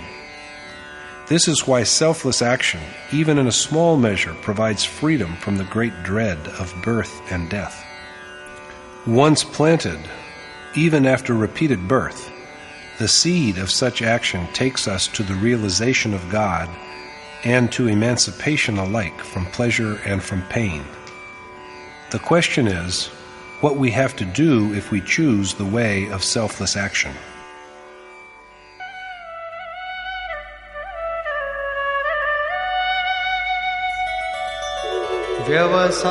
व्यवसायात्मिका बुद्धि एकेह कुरु नन्दन बहुशाखा ह्यनन्ताश्च बुद्धयो व्यवसायिनाम्. On this auspicious path, O Kuru Nandan, Arjuna, the resolute mind is one, but the minds of the ignorant are divided and many. The mind, which is earnestly and firmly oriented to selfless action, is unified. Selfless action is only one, and its outcome is also one. Spiritual accomplishment is the only true achievement. The gradual realization of this attainment, by fighting against forces of the material world, is an enterprise. This enterprise and resolute action with a single goal are also one and the same. Then what about those who propagate more than one mode of action? In Krishna's view, they are not true worshippers.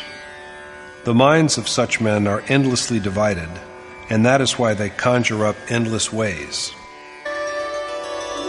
Yamimam pushpitam vacham pravadantya vipaschitah vedavadarata partha nanyadastiti vadinah kamatmanah svargapara janma karma phalapradam kriya vishesha bahulam bhogaishvarya gatim prati. Desire-ridden men, O Parth, who are given only to listening to Vedic promises of rewards for action, who believe that the attainment of heaven is the highest goal of temporal birth and its activities, and who speak pretentious words to describe the many rites and ceremonies that they regard as conducive to the achievements of worldly pleasure and power, are ignorant and bereft of discernment. The minds of such men are riddled with endless dissensions. Covetous and attached to the tempting promises made by Vedic verses, they regard heaven as the most sublime goal, and they believe in nothing beyond this. Such ignorant men not only devise numerous rites and ceremonies, the performance of which is expected to bring such rewards as the next birth, sensual enjoyment, and worldly dominion, but also flaunt them in flowery and affected language. To put it differently, the minds of men without discrimination have infinite divisions. They are addicted to precepts which promise fruits of action and accept the pledges of the Ved as final and authoritative. They regard heaven as the highest goal. Because their minds are split by many differences, they invent numerous modes of worship. They do speak of God, but behind the cover of His name, they build up a whole multitude of ritual ceremonies. Now, are these activities not a form of action? Krishna denies that these activities are true action. What then is true action? The question remains unanswered at this point. For the time being, Krishna only states that ignorant minds are divided minds, because of which they formulate an unlimited number of rites and ceremonies that are not real action. They not only expound them, but also give utterance to them in figurative language. Let us now see the effect of all this. Bhogaishvarya prasaktanam taya parhita chetasam vyavasayatmika buddhi samadhau na vidhiyate. Delighted by ornamental words and attached to worldly pleasures and dominance, men without discrimination have irresolute minds. Minds which are affected by the tempting words of such people are also corrupted, and they also fail to accomplish what is worthwhile. The people whose minds are enamored of such words, and who are attached to sensual enjoyment and temporal power, are deprived of their capacity for action. They are bereft of resolve for the true action that is a prerequisite of contemplation of the worshipped God. But who are the people that lend their ears to these unwise men? Of course, rather than being knowers of the self within and the Supreme Spirit without. They are the ones who are addicted to sensual pleasure and temporal power. The minds of such men are lacking in will for the action that is needed for the ultimate union of the self with the Supreme Spirit. What exactly is the meaning of the assertion that they too are mistaken who are blindly devoted to Vedic pronouncements? Krishna speaks about this.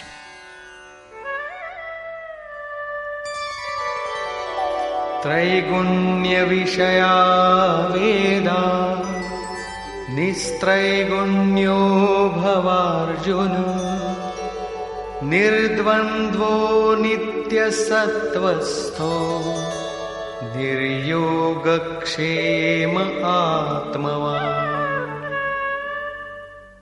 Since all the Ved, O Arjun, only illumine the three properties, you should rise above them. Be free from the contradictions of happiness and sorrow. Rest on that which is constant, and be unconcerned with getting what you do not have, as well as with protecting what you do have, in order to dedicate yourself to the self within. The Ved only illumine the three properties of nature. They know nothing of what is beyond them. So Arjuna should go beyond the sphere of action laid down by the Ved. How to do this? Krishna advises Arjuna to liberate himself from the conflicts of joy and sorrow, concentrate on the one changeless reality, and desire neither the unobtained nor the obtained, so that he may devote himself single-mindedly to the indwelling self. This is how he can rise above the Ved. But is there any precedence of anyone going beyond them? Krishna says that as a man transcends the Ved, even so he comes face to face with the Supreme Spirit, and that the man who is aware of him is a true Vipra, a Brahman.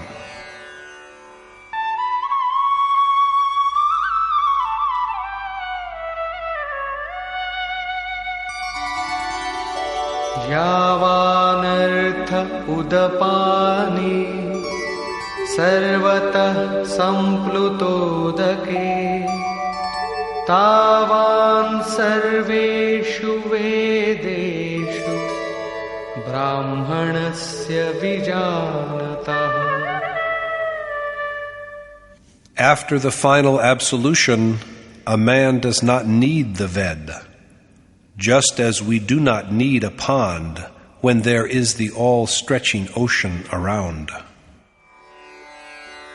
When a man is surrounded by the ocean on all sides, he has no use for a pond.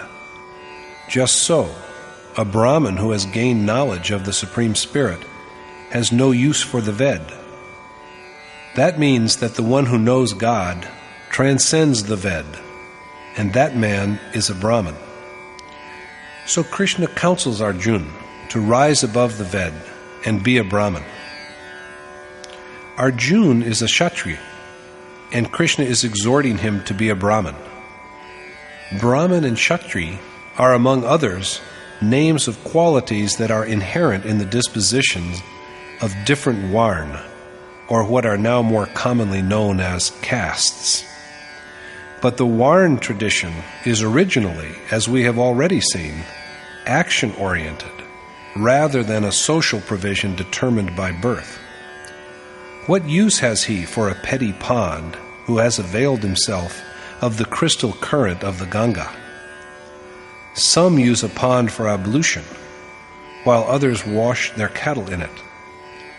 A sage who has known God by direct perception has the same kind of use for the Ved.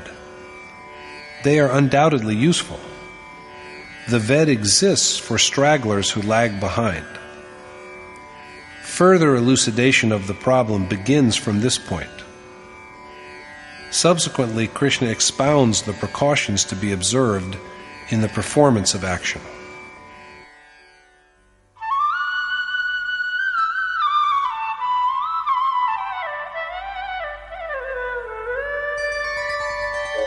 कर्मण्येवाधिकारस्ते मा फलेषु कदाचन मा कर्मफलहेतुर्भुर्मा ते सङ्गोऽस्त्वकर्मणि.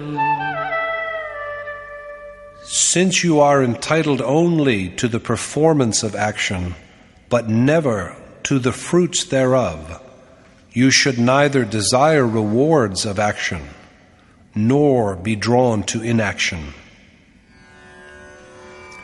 Arjuna, Krishna says, has the right to action, but not to its results. So Arjuna should persuade himself that fruits of action simply do not exist. He should not covet these fruits, and neither should he grow disillusioned with action. So far, Krishna has first used the term action, karma, meaning both action and its consequence, in the 39th verse of the chapter. But he has not indicated what this karma is and how to perform it. He has, however, described its characteristic traits. First, he has told Arjuna that by the performance of action, he will be freed from the bonds of action. Second, he has then said that the seed or initial impulse of action is indestructible. Once it is initiated, nature has no means to destroy it. Third, there is, Arjuna has been told, not even the slightest flaw in this action, for it never abandons us while we are stranded amidst the temptations of celestial pleasures and worldly affluence. Fourth, performance of this action, even in small proportions, can emancipate us from the great fear of birth and death. But, as is evident from the summary above, Krishna has not so far defined action. As for the way of doing it, he has said in the 41st verse, "The mind which is resolved to do this action is only one, and the way of doing it is also only one." Does it mean, then, that people engaged in other multifarious activities are not really engaged in the worship of God? According to Krishna, the activities of such people are not action. Explaining why it is so, he adds that the minds of men without discernment are riven by endless divisions, because of which they tend to invent and elaborate an unlimited number of rites and ceremonies. So they are not true worshippers. They use pretentious and ornate language to describe these rites and ceremonies. So that man's mind is also poisoned who is lured by the charm of their words. The ordained action is therefore only one, although we have not yet been told what precisely it is. In the 47th verse, Krishna has told Arjuna that he has a right to action but not to its fruits. So Arjuna should not desire these fruits. At the same time, he ought not to lose faith in the performance of action. In other words, he should be constantly and devotedly engaged in its performance. But Krishna has not yet said what this action is. Verse is usually interpreted as meaning, "Do whatever you wish, only do not desire its fruits." That is, say those who interpret the verse thus, what selfless action is all about. In fact, however, Krishna has not so far told us what this action is that men are required to do. He has so far elaborated only its characteristics, what the gains from it are, and the precautions that have to be observed in the course of its performance. Yet the question of what exactly selfless action is has so far remained unanswered. It is, in fact, answered only in chapters 3 and 4. Krishna again reverts to what he has already said.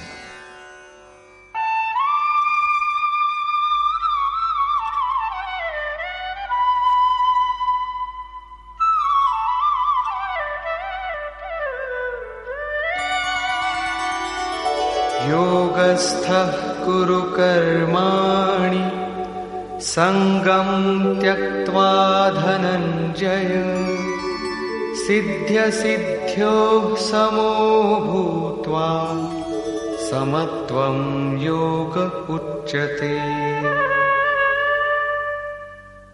The equipoise of mind that arises from profound absorption in the performance of action, after renouncing attachment and being even-minded in respect of success and failure, is, O Dhananjay, Arjun, given the name of Yog. Resting in Yog, renouncing infatuation for worldly ties, and looking at success and failure with an equal mind, Arjun should undertake action. But what action? Krishna's pronouncement is that men should do selfless action. Equipoise of mind is what is called yoga. The mind in which there is no unevenness is full of equanimity. Greed destroys its evenness, attachments make it unequal, and desire for the fruits of action destroy its serenity. That is why there should be no hankering after the fruits of action. At the same time, however, there should also be no diminishing of faith in the performance of action. Renouncing attachment to all things, seen as well as unseen, and giving up all concern about achievement and non-achievement, we should only keep our eyes fixed on yoga, the discipline that joins the individual soul with the Supreme Spirit, and lead a life of strenuous action. Yoga is thus the state of culmination, but it is also the initial stage. At the outset, our eyes should be fixed on the goal. It is for this reason that we should act keeping our eyes on yoga. Equanimity of mind is also named yoga. When the mind cannot be shaken by failure and success, and nothing can destroy its evenness, it is said to be in the state of yoga. It cannot then be moved by passion. Such a state of mind enables the soul to identify himself with God. This is another reason why this state is called Samatva Yoga, the discipline that makes the mind full of equanimity. Since there is in such a state of mind complete renunciation of desire, it is also called the way of selfless action, Nishkam Karm Yoga. Since it requires us to perform action, it is also known as the way of action, Karma Yoga. Since it unites the self with the Supreme Spirit, it is called yoga.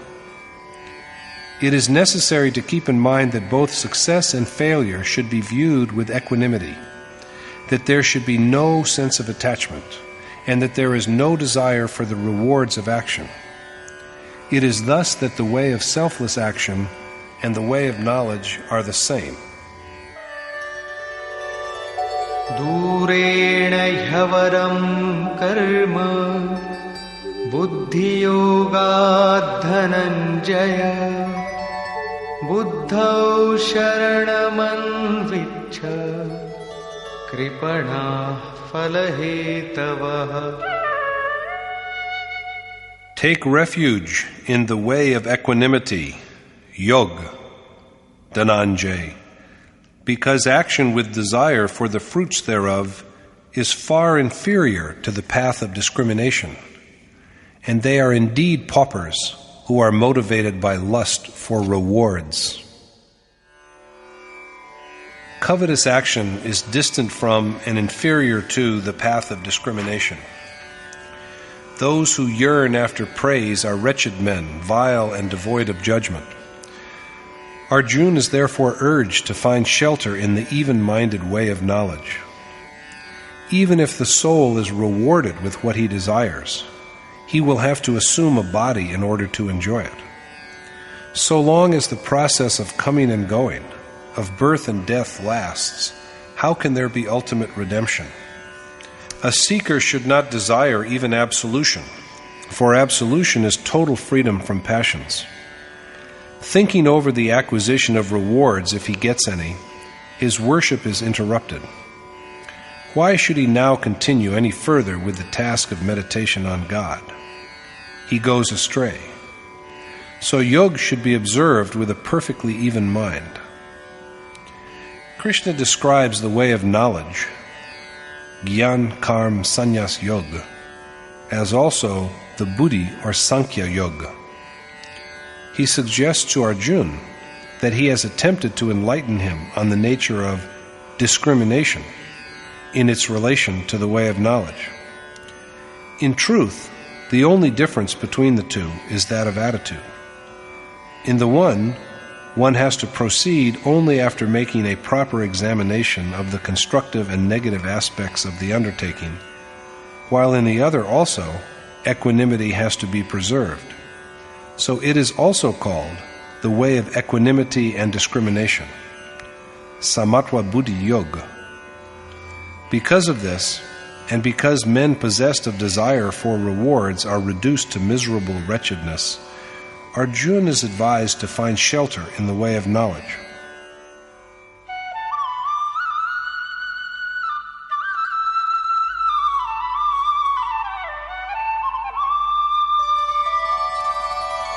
Buddhi yukto jahatiha ubhe sukrita dushkrite tasmad yogaya yujjasva yoga karma sukaushalam. As the soul endowed with a mind of equanimity renounces both meritorious and evil deeds in this world itself, and the art of acting with equipoise is yoga, the endeavor to master the way of equanimity, of discrimination, is samatva yoga. Stoic minds give up both the sacred and the sinful in this life itself. They adopt an attitude of detachment to both. So Arjuna should strive for the equanimity of mind that is derived from the way of knowledge. Yoga is the skill of acting with equipoise. Two attitudes towards action prevail in the world. If people do a work, they also wish for its fruits. If there are no rewards, they may not even like to work. But Yogeshwar Krishna regards such action as bondage and states that worship of the one God is the only worthwhile action. In the present chapter, he has only named action. Its definition is given in the 9th verse of chapter 3, and its nature is dwelt upon at length in chapter 4. In the verse about to be quoted, the skill of acting in freedom from worldly customs is that we should perform action and do it with dedication, but at the same time with voluntary renunciation of any right to its fruits. However, it is but natural to be curious about what will become of these fruits. But of course, there is no doubt that selfless action is the right way of action. The whole energy of the desireless worshipper is then directed to his action. The human body is meant for worship of God. At the same time, though, one would like to know whether one has just always to go on acting, or whether the performed action will also produce some result. Krishna now dwells upon this problem. Karmajam buddhi yuktahi phalam tyaktva manishinaha janma bandha vinirmuktaha padam gacchantya namayam. Renouncing all desire for the fruits of their action, and thus freed from the bondage of birth, wise men who are skilled in the way of equanimity and discrimination achieve the pure, immortal state. Wise men endowed with the yoga of discrimination renounce the fruits arising from their action and are liberated from the bondage of birth and death. They achieve the pure, immortal state of oneness with God. Application of intellect is categorized here into three kinds. First, by the way of discrimination, in verses 31 to 39. This yields two results: divine riches and ultimate bliss.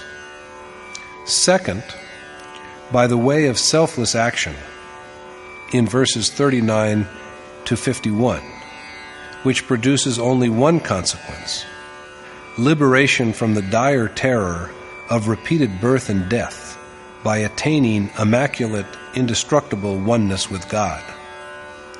These are the only two ways described for true yoga. The third type of application of intellect is done by the ignorant, who are engaged in other endless modes of action and who fall into the cycles of repeated birth and death according to their deeds. Arjuna's vision is limited only to acquisition of sovereignty over the three worlds and even over gods. But even for the sake of these, he is not inclined to war. At this point, Krishna reveals to him the truth that a man can attain to the immortal state through selfless action. The way of selfless action also provides access to the highest state of being, which death cannot break into. At what point, though, will a man be inclined to the performance of such action?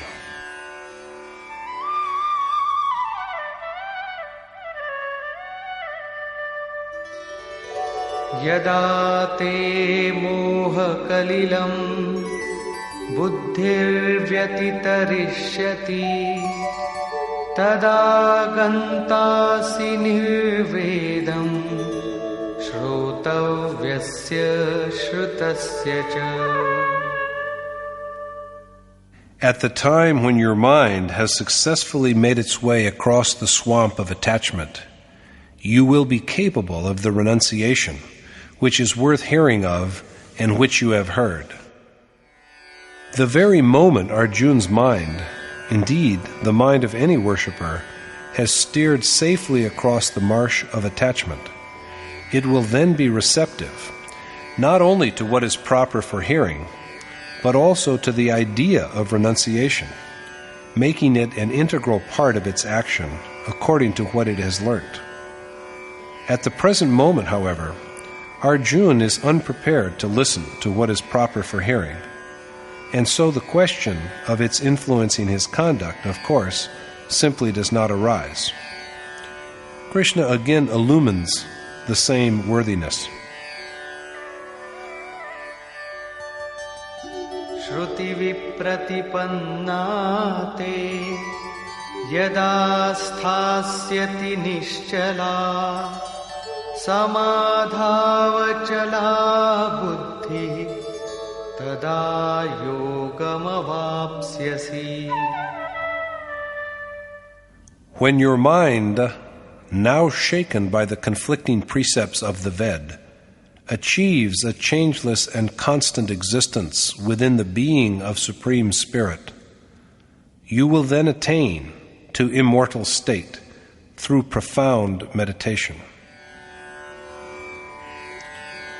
When Arjuna's mind, at present riven through and through by the contradictory teachings of the Ved, achieves the state of steady contemplation of God, it will become changeless and constant, and then he will master the skill of discrimination and equanimity.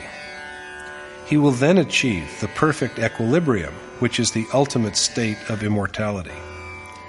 This is the crowning point of yoga.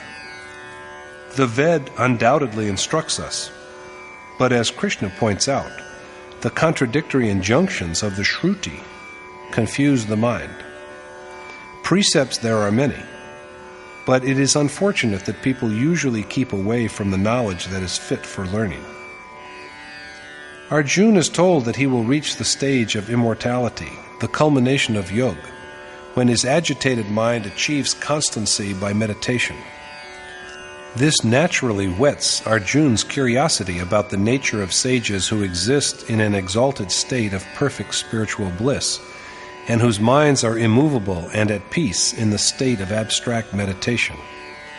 So he asks Krishna,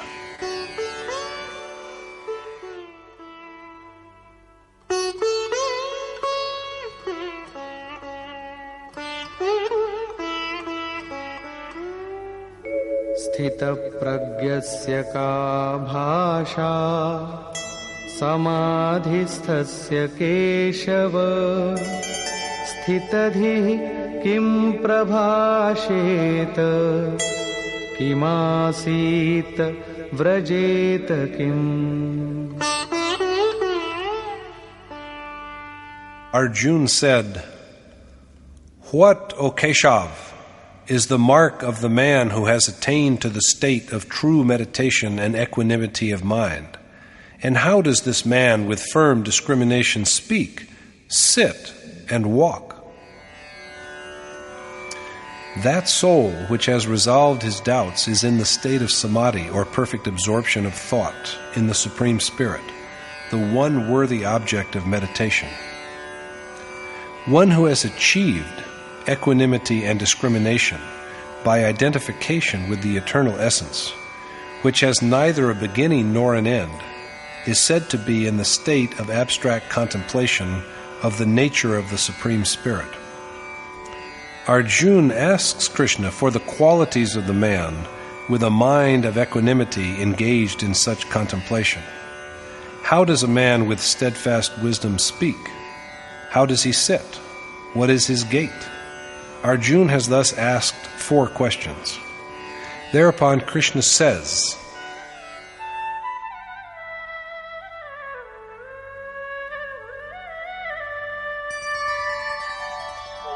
प्रजहाति यदा कामान् सर्वान् पार्थमनोगतान् आत्मन्येवात्मना तुष्टः स्थितप्रज्ञस्तदुच्यते. The Lord said, "A man is then said to be steadfast in mind when he has renounced all the desires of his mind and achieved contentment of the self through the self." When a man has renounced all his desires and achieved his soul's contentment through the contemplation of his soul, he is said to be a man of firm discernment. This self is apprehended only through complete abandonment of passion. The sage who has viewed the ineffable beauty of his self and found perfect satisfaction in him is the man with a steady judgment.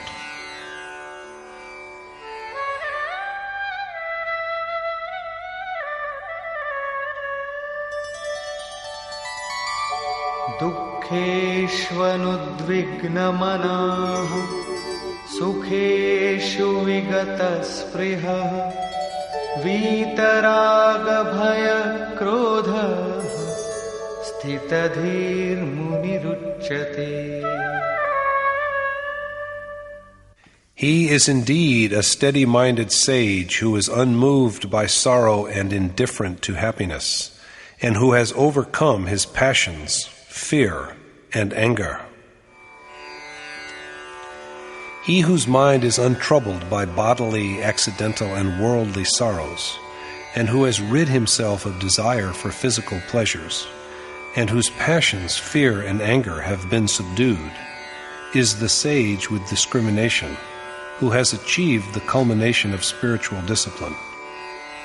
Krishna then points out other qualities of this saintly man.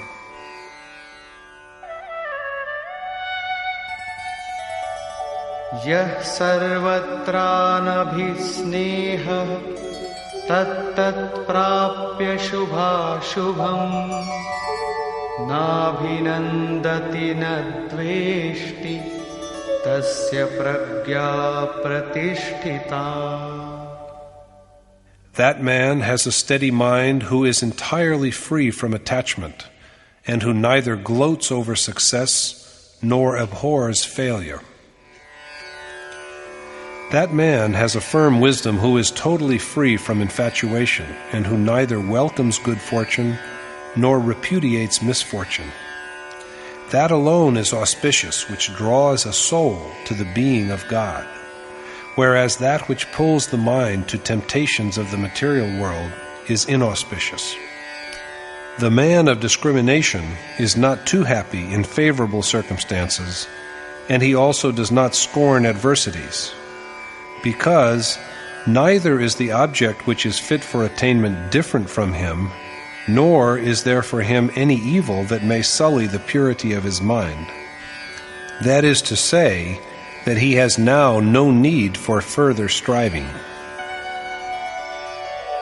Yada samharate chayam kurmonganiva sarvashah indriyani indriyarthebhyah tasya pragya pratishtita. As a turtle pulls in its limbs, this man reins in his senses from all objects, and then he truly has a steady mind. When a man pulls back his senses from all sides and restrains them within his mind, like a turtle pulling its head and feet within its shell, his mind is steady. But this is only an analogy. As soon as the turtle knows that the danger is gone, it again expands its limbs. Does a man of steadfast wisdom also, in the same way, let his senses loose after restraining them and resume enjoyment of worldly pleasures?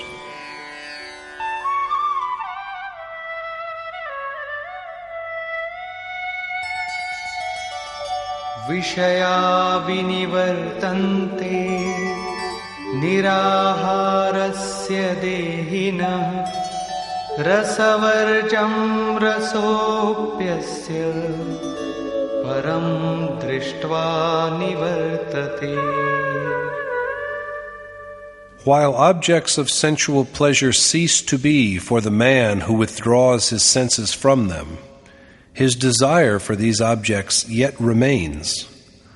But the desires of the man of discrimination are completely erased by his perception of God. The objects of sense come to an end for the man who has rejected them because his senses no longer perceive them, but his desires yet survive. The feeling of attachment lives on. But the passions of the yogi, the doer of selfless action, are annihilated by his perception of the ultimate essence that is God. The accomplished or enlightened sage does not, like the turtle, re-extend his senses to objects which are pleasing to them. When once his senses have shriveled, all the influences and impressions, sanskar, he has carried with him from a previous existence are irrevocably dead. His senses do not then return to life. By apprehending God through the observance of the way of selfless action, even the attachments to objects of sensual pleasure become extinct. Force has often been a feature of meditation, and by its use seekers rid themselves of objects of sense. But thoughts of these objects persist. These attachments are brought to an end only with the perception of God and never before that, because before this stage, residues of matter persist. In this connection, my most revered teacher, Sri Parma Anandji, used to cite an event from his own life. He had heard 3 voices from heaven when he was about to give up home. We respectfully asked him why these voices from heaven came to him alone. There had not been any for us. He replied that he too had had the same doubt. But then he had an intuition that he had been an ascetic during his last 7 births. During the first 4 of these, he had only roamed about garbed in a holy man's paraphernalia, with a sandal paste mark on his forehead, ash rubbed on his body, and carrying the water pot used by ascetics. He had then lived in ignorance of yoga.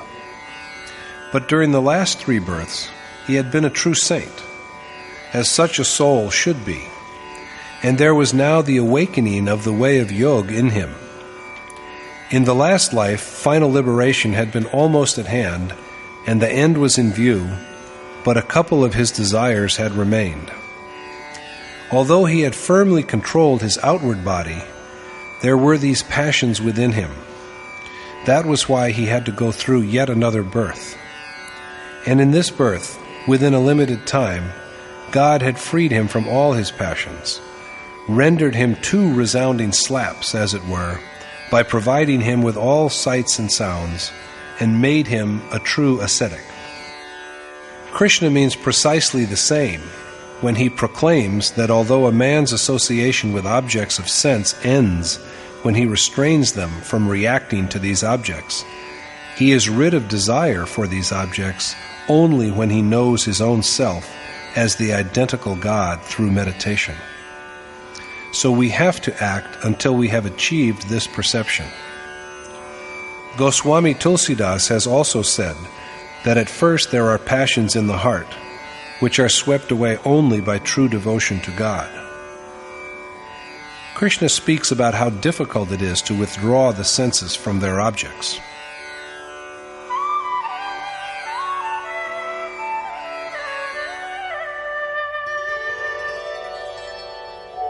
Yatato hyapi kaunteya purushasya vipaschitaha indriyani pramathini haranti prasabham manah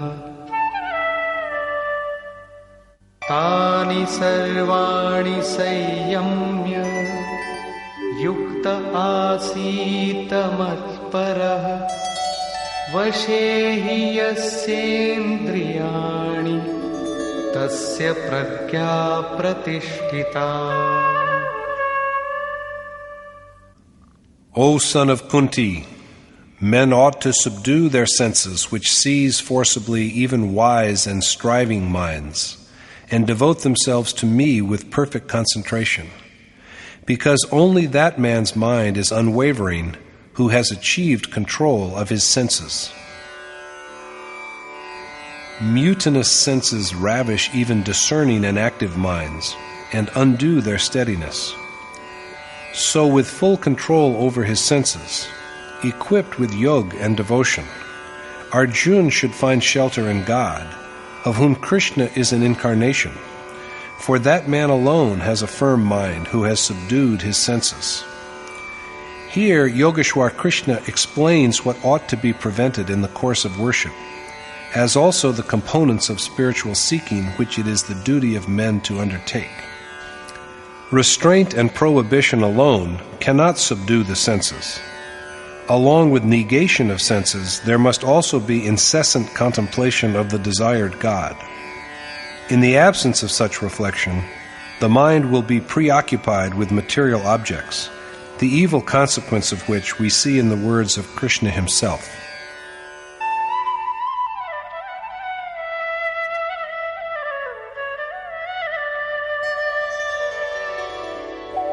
Dhyayato vishayan pusah sangasteshu pajayate sangat samjayate kamah kamat krodho bhijayate.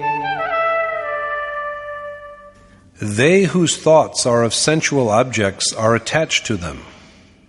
Attachment gives rise to desires, and anger is born when these desires are obstructed. The feeling of attachment persists in men who have not yet got over their concern with the objects of sense. Desire is born from attachment, and there is anger when there is an obstacle in the way of satisfaction of desire. And what does the feeling of anger give rise to? Krodhad bhavati sammoha sammohat smriti vibhrama smriti bhranshad buddhinasho buddhinashat pranashyati. Delusion is born from anger, by which memory is confused. Confusion of memory undermines the faculty of discrimination. And when discrimination is lost, the seeker deviates from the means of absolution. Confusion and ignorance arise from anger. Distinction between the eternal and the transient is obliterated. Remembrance is shaken by delusion, as it happens with Arjuna. Krishna says again that in such a state of mind one cannot determine wisely what to do and what not to do. Confusion of memory weakens the seeker's dedication, and loss of discrimination makes him deviate from his goal of being one with God. Here Krishna has emphasized the importance of cultivating unconcern with sensual objects. The worshipper's mind should rather always be concerned with that, whether it be word, form, incarnation, or abode, by which his mind may be enabled to be one with God. The mind is drawn to sensual objects when the discipline of worship is relaxed. Thoughts of these objects produce attachment, which in its own turn results in desire for them.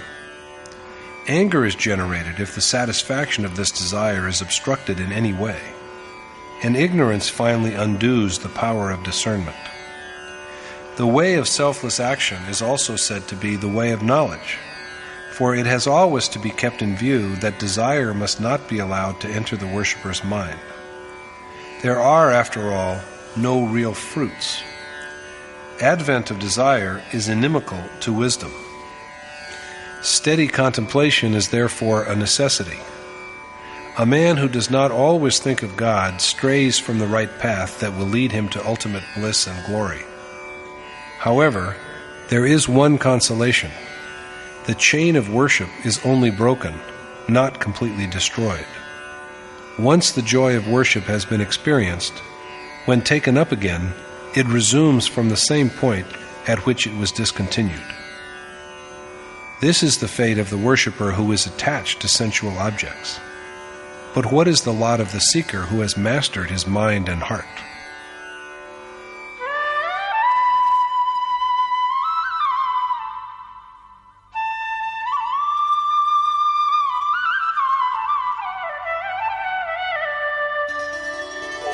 रागद्वेषवियुक्तैस्तु विषयानिन्द्रियैश्चरन् आत्मवश्यैर्विधेयात्मा प्रसादमधिगच्छति.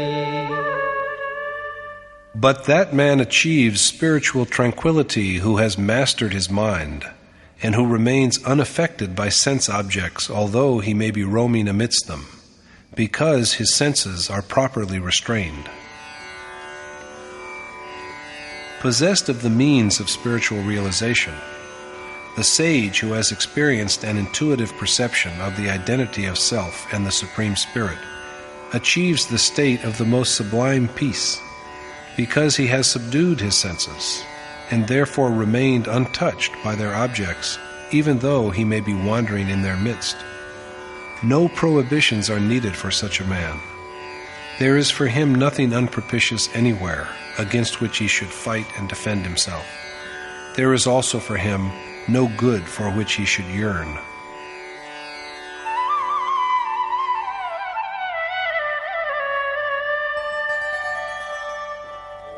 Prasade sarvadukhanam hanirasyopajayate prasannachetaso yashu buddhi paryavatishthate.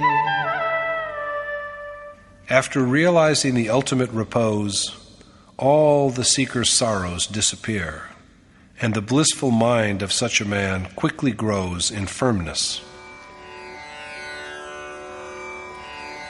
Blessed with a vision of God's ineffable glory and His divine grace, all the worshipper's griefs, the temporal world and its objects which are the abode of all sorrows, vanish, and his power of discrimination grows strong and steady. Hereafter Krishna dwells upon the lot of those who have not achieved the saintly condition. Nasti buddhirayuktasya na chayuktasya bhavana na chabhavayatah shanti ashantasya kutah sukham. A man without spiritual accomplishment has no wisdom nor true faith. How can such men be happy? A man who has not undertaken meditation is devoid of selfless, action-oriented wisdom. This impoverished man is even deficient in the feeling of devotion to the all-pervading Spirit. How can such a man, without an awareness of the self within and the God without, be at peace? And how can he, without peace, experience happiness? There can be no devotion without knowing the object of devotion, and knowledge comes from contemplation. Without devotion, there can be no peace, and a man with a disturbed mind cannot experience happiness, much less the state of changeless, eternal bliss.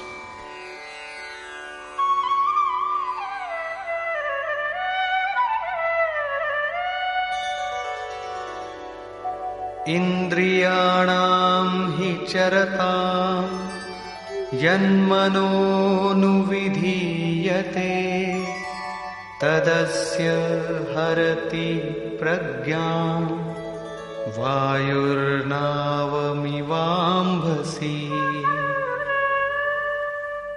For as the wind captures the boat on water, just so, even one of the senses, that roam amidst objects of their gratification and with which the intellect dwells, is strong enough to sweep away the discrimination of one who is unpossessed of spiritual attainment. As the wind drives a boat far away from its destination, even one out of the five senses, roving amongst objects perceived by the intellect, can get hold of the man who has not undertaken the task of spiritual quest and discipline. Therefore, incessant remembrance of God is essential. Krishna again dwells upon the importance of action-oriented conduct. Tasmadyasya mahabaho nigrihitani sarvashah indriyani indriyarthebhyah tasya pragya pratisthita. Therefore, O the mighty-armed Arjun, the man who prevents his senses from straying to objects has a steady discrimination. The man who restricts his senses from being drawn to their objects is a man of steady wisdom.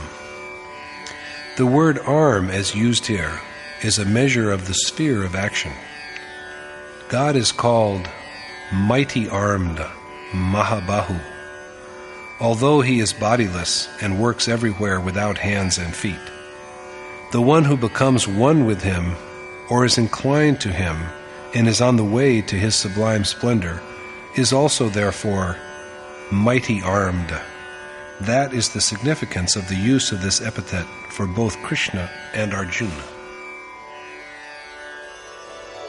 Ya nisha sarvabhutanam tasyam jagarti sayyami yasyam jagrati bhutani sa nisha pashyato muni. The true worshipper, yogi, remains awake amidst what is night for all creatures. But the perishable and transient worldly pleasures amidst which all living creatures stay awake are like night for the sage who has perceived reality. The transcendental spirit is like night for living beings because he can be neither seen nor comprehended by thought. So he is like night. But it is in this night that the spiritually conscious man remains awake, because he has seen the formless and known the incomprehensible. The seeker finds access to God through control of senses, peace of mind, and meditation. That is why the perishable worldly pleasures for which living beings toil day after day is night for God's true worshipper. The sage alone, who beholds the individual self and the universal self, and is indifferent to desire, succeeds in his enterprise of God realization. So he dwells in the world and is yet untouched by it. Let us now see what Krishna has to say on the way in which this exalted sage conducts himself.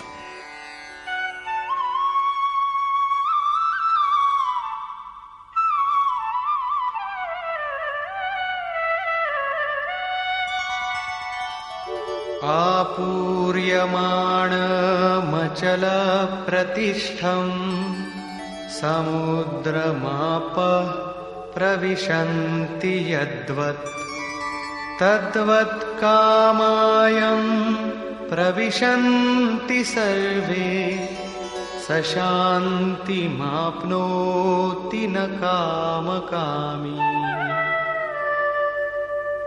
As the water of many rivers falls into the full and ever-constant ocean without affecting its tranquility, even so the pleasures of sense merge into a man of steady discrimination without producing any deviation, and such a man attains to the state of the most sublime peace, rather than yearn for sensual enjoyment. The full and changeless ocean assimilates all the rivers that flow violently into it without losing its repose. Similarly, the man who is aware of the oneness of his self and the Supreme Spirit assimilates all worldly pleasures within himself without in any way straying from his chosen path. Rather than longing for sensual gratification, he aims at the achievement of the most sublime bliss of uniting his self with the Supreme God. Ravaging everything that comes in their way, crops, men, and animals, and their habitations, and with a frightening roar, the violently sweeping currents of hundreds of rivers fall into the ocean with a tremendous force, but they can neither raise nor lower its level by even an inch. They only merge into the ocean. In the same violent way, sensual pleasures assault the sage who has attained knowledge of reality and merge in him. They can impress on him neither weal nor woe. The actions of a worshipper are non-good and non-evil. They transcend good and evil. The minds which are conscious of God, restrained and dissolved, bear only the mark of divine excellence. So how can any other impression be made on such a mind? In this one verse, then, Krishna has answered several of Arjuna's queries. Arjuna was curious to learn the mark of a sage who knows the divine reality, how he speaks, how he sits, how he walks. With the single word, ocean, the omniscient Krishna answers all these questions. The mark of a sage is that he is like an ocean. Like an ocean, he is not bound by rules, that he must sit like this and walk like that. It is men like him who achieve the ultimate peace, for they have self-control. They who yearn for pleasure can have no peace.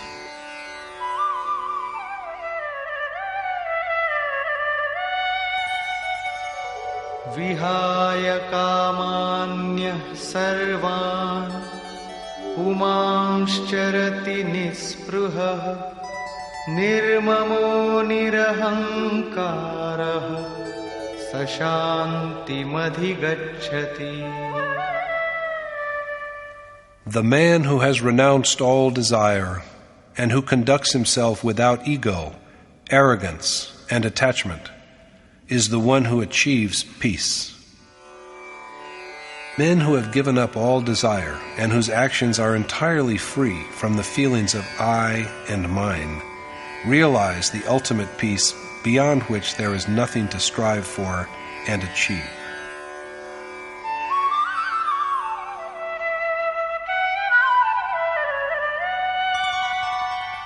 Esha brahmi sthiti partha nainam prapya vimuhyati sthitva syamantakaalepi brahma nirvana mrichyati. Such, O Arjuna, is the steadfastness of the man who has realized God. After attaining to this state, he subdues all temptation, and resting firmly in his faith, with his death, he continues in this state of rapture, of the union of his self with God. Such is the state of one who has realized God. Rivers of temporal objects merge into these ocean-like sages who are endowed with self-control and an intuitive perception of God. Conclusion. In this chapter, as we have seen, by expounding the merits of action and by indicating the precautions to be observed in the performance of action, as well as the characteristic marks of the sage who has gained direct knowledge of the self and God through perception, Krishna has aroused Arjuna's curiosity and also answered some of his queries. The self is immutable and eternal. Arjuna is exhorted to know it in order to learn reality. There are two ways of acquiring this knowledge: the way of discrimination or knowledge, and the way of selfless action. Krishna says that he has two kinds of devotees. There is first the follower of the way of knowledge, Gyanmargi. Secondly, there is the follower of the way of devotion, Bhakti Margi. The man of devotion, or doer of selfless action, finds refuge in God and proceeds on his chosen path with total dependence on his grace. Possessed of confidence in his own strength, on the contrary, the man of discrimination goes along his way after making a proper evaluation of his own ability as well as of the profit and loss in the enterprise. But the two have a common goal and the same enemies. Not only the man of discrimination, but also the man of devotion has to overcome the same adversaries, namely anger, desire, and other impieties. Both of them have to renounce desire, and the action, too, that has to be performed under both the disciplines is one and the same. Thus concludes the second chapter in the Upanishad of the Srimad Bhagavad Gita on the knowledge of the Supreme Spirit, the science of Yoga, and the dialogue between Krishna and Arjuna, entitled Karma Jigyasa, or Curiosity about Action. Thus concludes Swami Adgaranand's exposition of the second chapter of the Srimad Bhagavad Gita in Yathartha Gita. Hare Om Tat Sat.